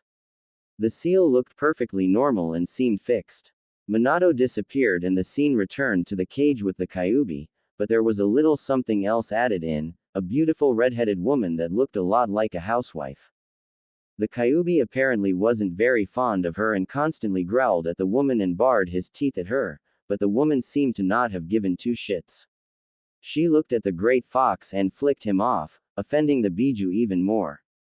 The Kyuubi shot his claws through the bars, which scared Naruto, but the red-headed woman simply yawned in response. She patted the claws softly and walked off towards the owner of the mindscape. Naruto's jaw dropped when he saw the woman. She had violet blue eyes and deep red hair that flowed down to her back. Her face looked vaguely familiar and her smile was foxy, much like his and his father's. She had a wondrous figure that under normal circumstances, have him drooling on the floor with a raging nosebleed, but this wasn't a normal circumstance. This woman was important to have appeared in his mindscape. Naruto-kun. Her voice was soft and reserved, but held a lot of that Naruto couldn't help but relate to. Who are you? Naruto asked. I'm your mother, of course. Flashback end. Naruto walked into the barbecue restaurant and ordered a table for 1, but was quickly led into the restaurant and towards one of the more high-classes booths that were reserved for more important people like foreign dignitaries and rich folk, but Naruto didn't mind in the slightest, enjoying some of the more rewarding perks of being a hero of his home. Almost immediately food was slapped onto his table, and it wasn't just any food, it was food that he would normally get at another restaurant.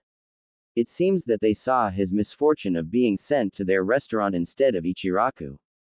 Naruto was genuinely surprised by the action and simply shook it off as nothing to really worry about. Ooh. Karin laid on the bed with a glare marring her face. For all she knew, Naruto could be out there with Ino. The redhead sighed and looked off towards the ceiling above her. Something happened the night before that neither Naruto nor Ino would talk about. But whatever that thing was, Karin felt a strange pull for Naruto. A need to be in his embrace.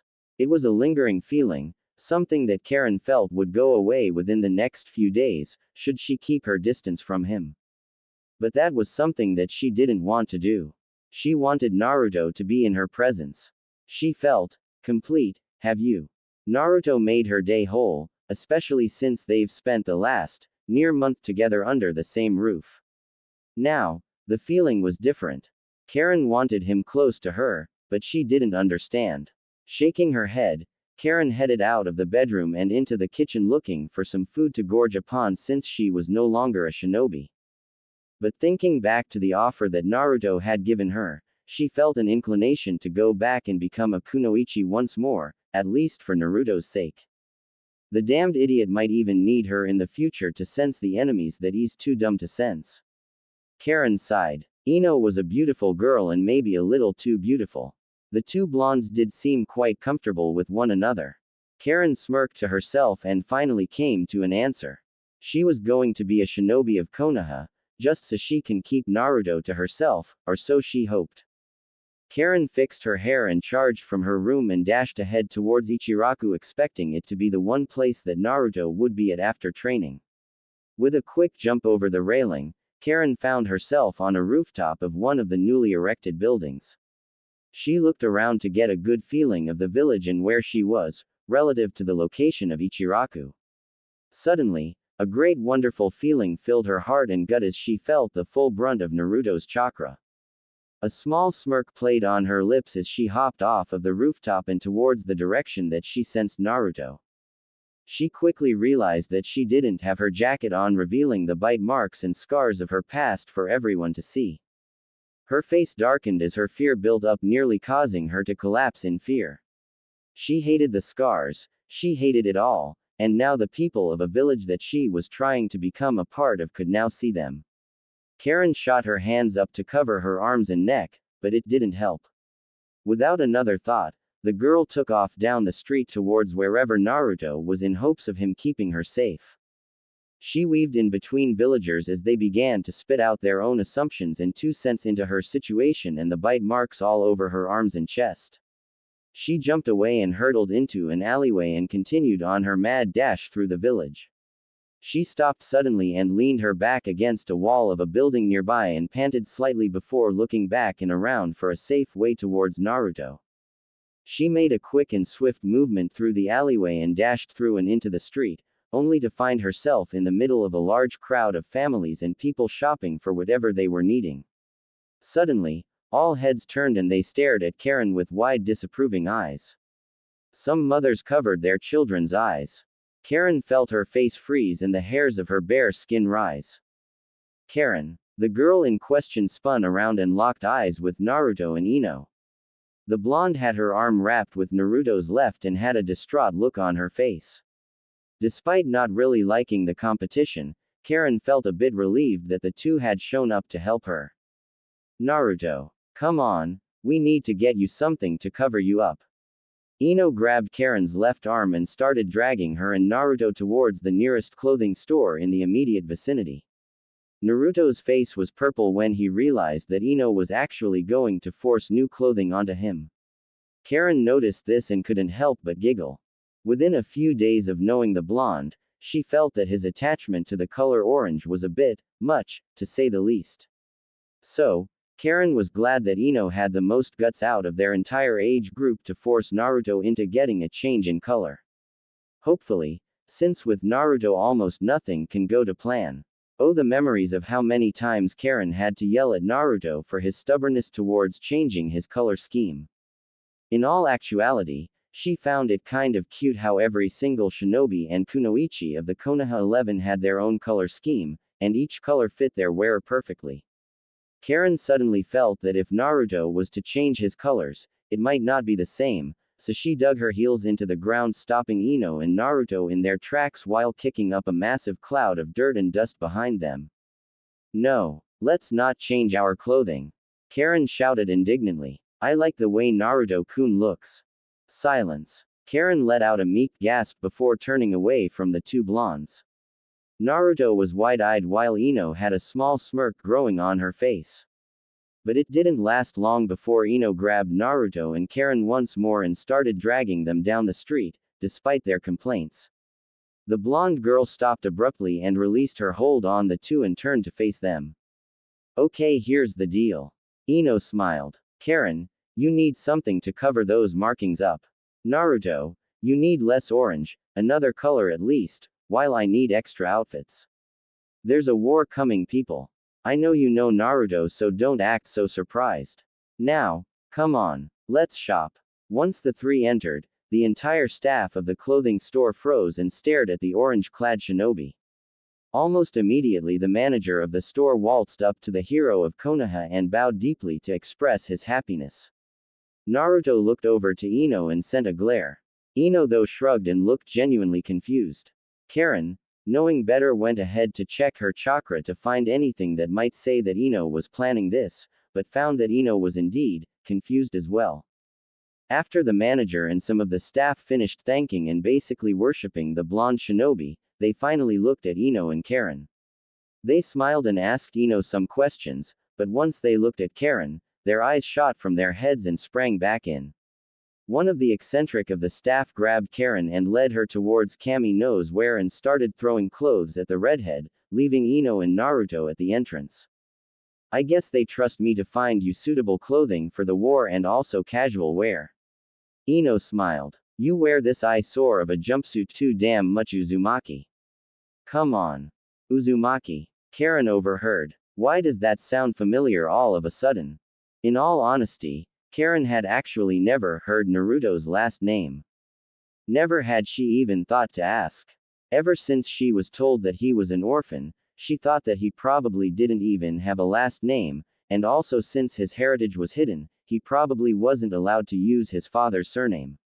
But Uzumaki. Karin could have sworn that it sounded familiar. Shaking those thoughts from her head, she had to jump forward to catch some jeans and baggy shinobi pants just before they fell to the floor below. Ino-chan. Why do I have to get new clothing? Naruto groaned as Ino threw some shinobi pants at him and a new shirt. There's really nothing wrong with what I'm wearing. Don't question me, Naruto-kun. I'm doing you a favor. Ino smiled as she unclipped a shirt and laid it against Naruto's back for a vague measurement. Too big. How about this one? Naruto sighed softly and held the growing bundle of clothing in his arms and stared aimlessly out the window of the store. Outside, people were walking with their families and friends, enjoying the heat of the land of fire sun. Naruto grunted slightly when he realized that he needed to get some extra training in since there was indeed a war coming. Not completely mastering Sage mode could end up a problem later on. He also felt that he needed to work on his Rasengan.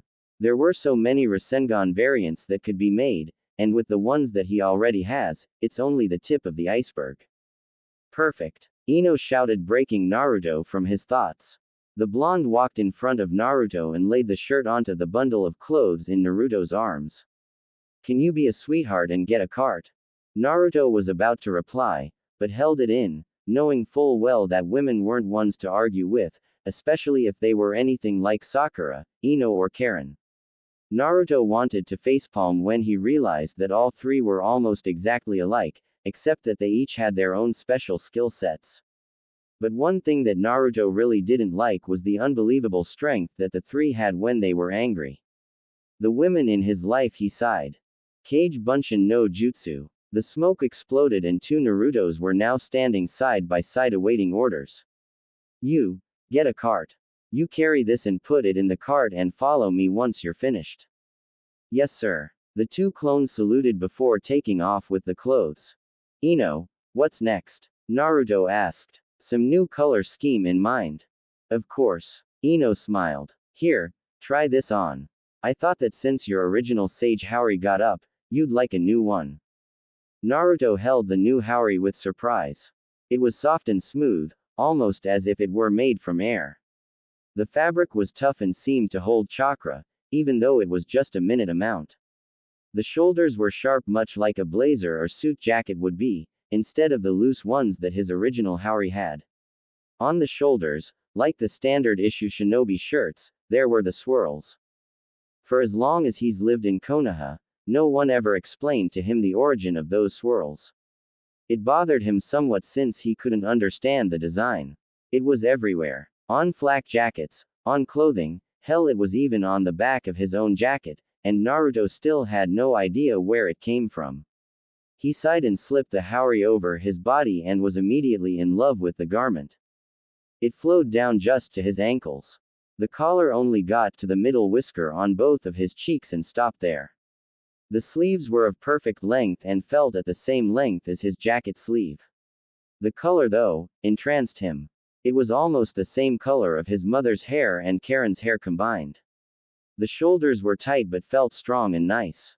The haori, even though it had long sleeves, it didn't hinder his movement. If anything, he was more mobile. How, he didn't know.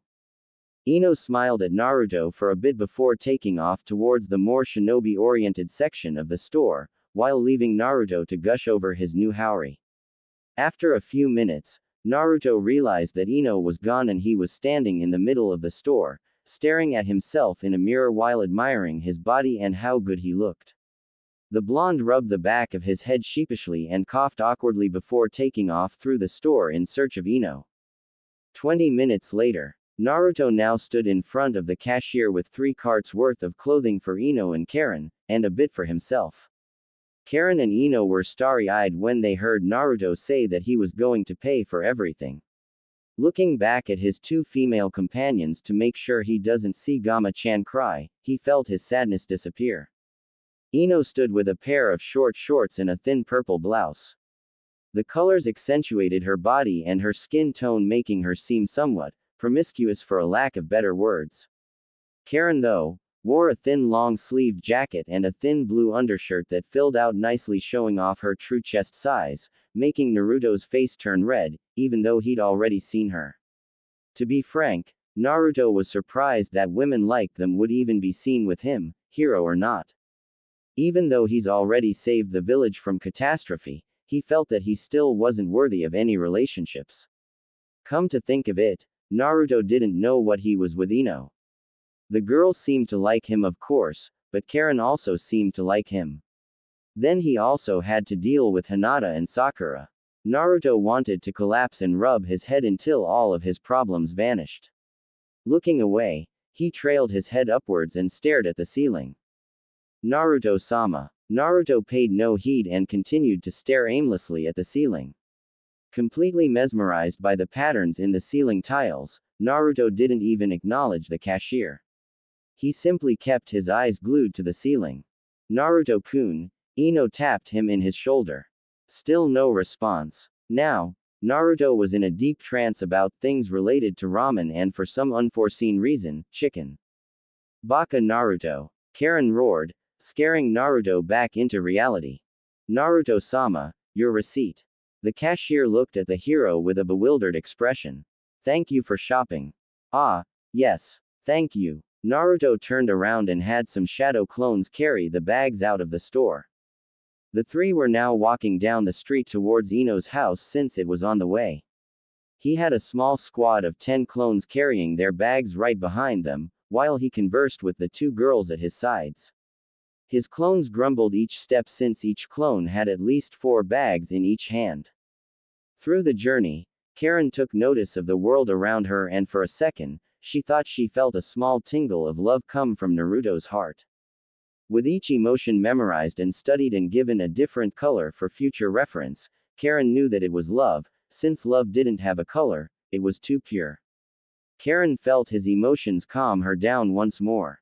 Ever since yesterday, before everything went black, she realized that Naruto's peacefulness in his chakra has become much more potent because of the presence of Ino. Karin fixed her broken glasses and sighed at how distorted and disgusting everything looked through her eyes. Karin frowned slightly and looked around only to see cracked images. If she took off her glasses, she knew that she wouldn't see a thing, and it would be just as bad as looking through her ruined glasses, but at least she could see right. The group stopped and Ino gave Naruto a kiss on the cheek and walked over to Karin and gave her a small hug while motioning for 5 of the clones to follow the blonde into her house. Karin and Naruto smiled softly and burst into a small bout of laughter. With the remaining 5 clones following behind, they quickly headed towards their condo. Without much to say, the two start taking out their clothes and putting them away and folding them. Karin even broke into song trying to kill time. With fewer clothes than Ino had, the two finished their arranging and folding rather quickly. As of now, Karin sat with a bowl of ramen in her hands and the television remote right next to her. She was watching a game show from the capital of crazy people trying to run an obstacle course without any formal training or chakra. Karin giggled and laughed as various traps were sprung, sending various objects at the contestants, sending them into the waters below. The bedroom door swung open and out walked a shirtless Naruto with only a towel covering his lower extremities. He had a toothbrush in his mouth as he swiftly walked through the main hall of their condo, completely ignoring the frozen Karin. The redhead stared at the muscled and surprisingly scarred shinobi walking in past her. Even though the two of them have lived together, she has never seen him without a shirt since he'd always make sure she wasn't looking or even go so far as to make her close her eyes before he'd enter a room where he needed something. But now, Karin was surprised by the sudden change in routine. She examined his body and found that it was more defined and muscular than Sasuke's, but the most defining feature of his chest was the 2 scars on his chest, both of them just centimeters from his heart. Naruto stopped and looked at Karin for a few seconds without any words being said. His face heated up as did Karin's as they both realized that they were staring at each other. Karin was wearing some yoga pants that fit her form perfectly and a thin V-neck t-shirt that showed a bit too much cleavage, whereas Naruto had left a bit too much crack in the part of the towel that covered his manhood. Karin spit out her noodles and coughed slightly and shot her head to face the TV. Naruto hurried away and into the confines of his bedroom, which was actually Karin's. 2 hours and a half later, Karin sighed after realizing that Naruto was off training like he normally did at this time of day. She sat her bowl down onto the table in front of her and crossed her arms underneath her chest and grumbled silently. She pushed her ruined glasses up her face and looked around for something to keep her mind off of her lack of company. She looked at her watch and the clock on the wall. Hinata was off with her Hyuga problems and her team Sashi was out of the question. Tamari was always with Shikamaru, so no. Sakura was working at the hospital as always. Ino was working at her flower shop and Tenten was always with Neji. Karin grumbled and sunk her head into the couch and let out an exhausted sigh. But suddenly, the door sprung wide open and in walked Naruto with a bright smile on his face. Karin was about to say something, but Naruto placed a finger on her lips and lifted her from the couch and put her on his back. "I'm not Naruto, but rather, I'm a clone," the Bunshin replied. "Naruto is in the park with a surprise for you. Come on." "Surprise? For me?" Karin's eyes were wide with surprise. Hell, the getting a surprise was enough surprise in itself for the redhead. "What the hell are you planning, Naruto-kun?" The clone charged from the room and jumped high into the sky, causing Karin's glasses to fly off of her face. In a moment of fear, she tightened her grip on the boy and held him as tightly as possible, in complete fear of a world that she couldn't see. Her arms tightened around the clone, making him laugh. He landed on the rooftop of a building and dashed off through over the passing civilians, making many of the older generation see small glimpses of Minato carrying Kushina through the skyline of Konoha. The flowing mane of beautiful red hair, being led by a head of golden locks, many people finally realized who Naruto's parents were. It wasn't that hard to tell, and in the world of shinobi, there's no such thing as coincidence. Karin kept her face buried deep into Naruto's back with her eyes shut tightly. But with a heavy thud, Karin realized that they had landed. The clone placed Karin down onto the ground. But instead of grass, she felt the softness of cloth. She opened her eyes, but quickly shut them, realizing that it wouldn't help her in any way whatsoever. Suddenly, there was a strange, but smooth feeling wrapped around her head. There was a soft click and there was now a weight on her face where her glasses would normally be. "Open your eyes, Karin." It was a soft, enchanting whisper that caused Karin's face to burn up. It was deep and soothing. It echoed through her bones and made her heart beat quicker. The bee. Reverberating through her body, causing her mind to get hazy. She was too afraid to open her eyes, but once she did, she felt her heart nearly stop. Above them was a cherry blossom tree. Its pink petals flittering below as the soft winds of High no Kuni began to flow through. Off to the horizon, it was the same coloration as their first conversation at Mount Myoboku. The sky was painted in an amber glow with a bit of maroon dashed in. The sun itself was a blood red, almost as red as Karen's hair and eyes. But the colors. Oh, the colors. Never had she seen so many blend in together. But then, she realized that she was also no longer at ground level. She took a quick look around and realized that she and Naruto were at the top of the Hokage monument. She backed away and held onto Naruto's arm and nearly gawked when she felt how muscled his arms were. She mentally cursed herself for just now noticing all of his features. I see that you're enjoying the view. Naruto smiled. How could you tell? Karin replied with a sarcastic look. By the way, Karin, here. Look in the mirror. What YOKK? Karin was silent.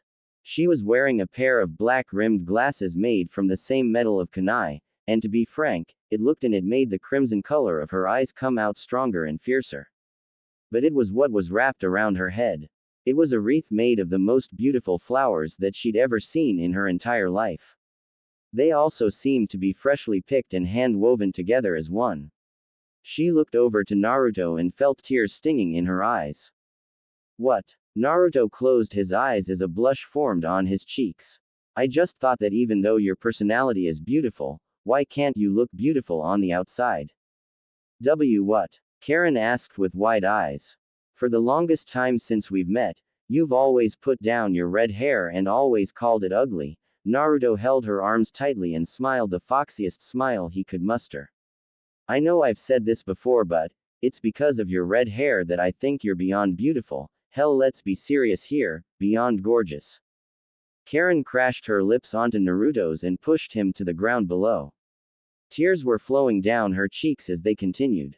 She kept her lips pressed against his, holding the embrace for as long as possible. The entire time, she felt the warning signs telling her to back off and release and let go and run away, but Karin willed herself to see it through to the end, to wait for Naruto to push her away.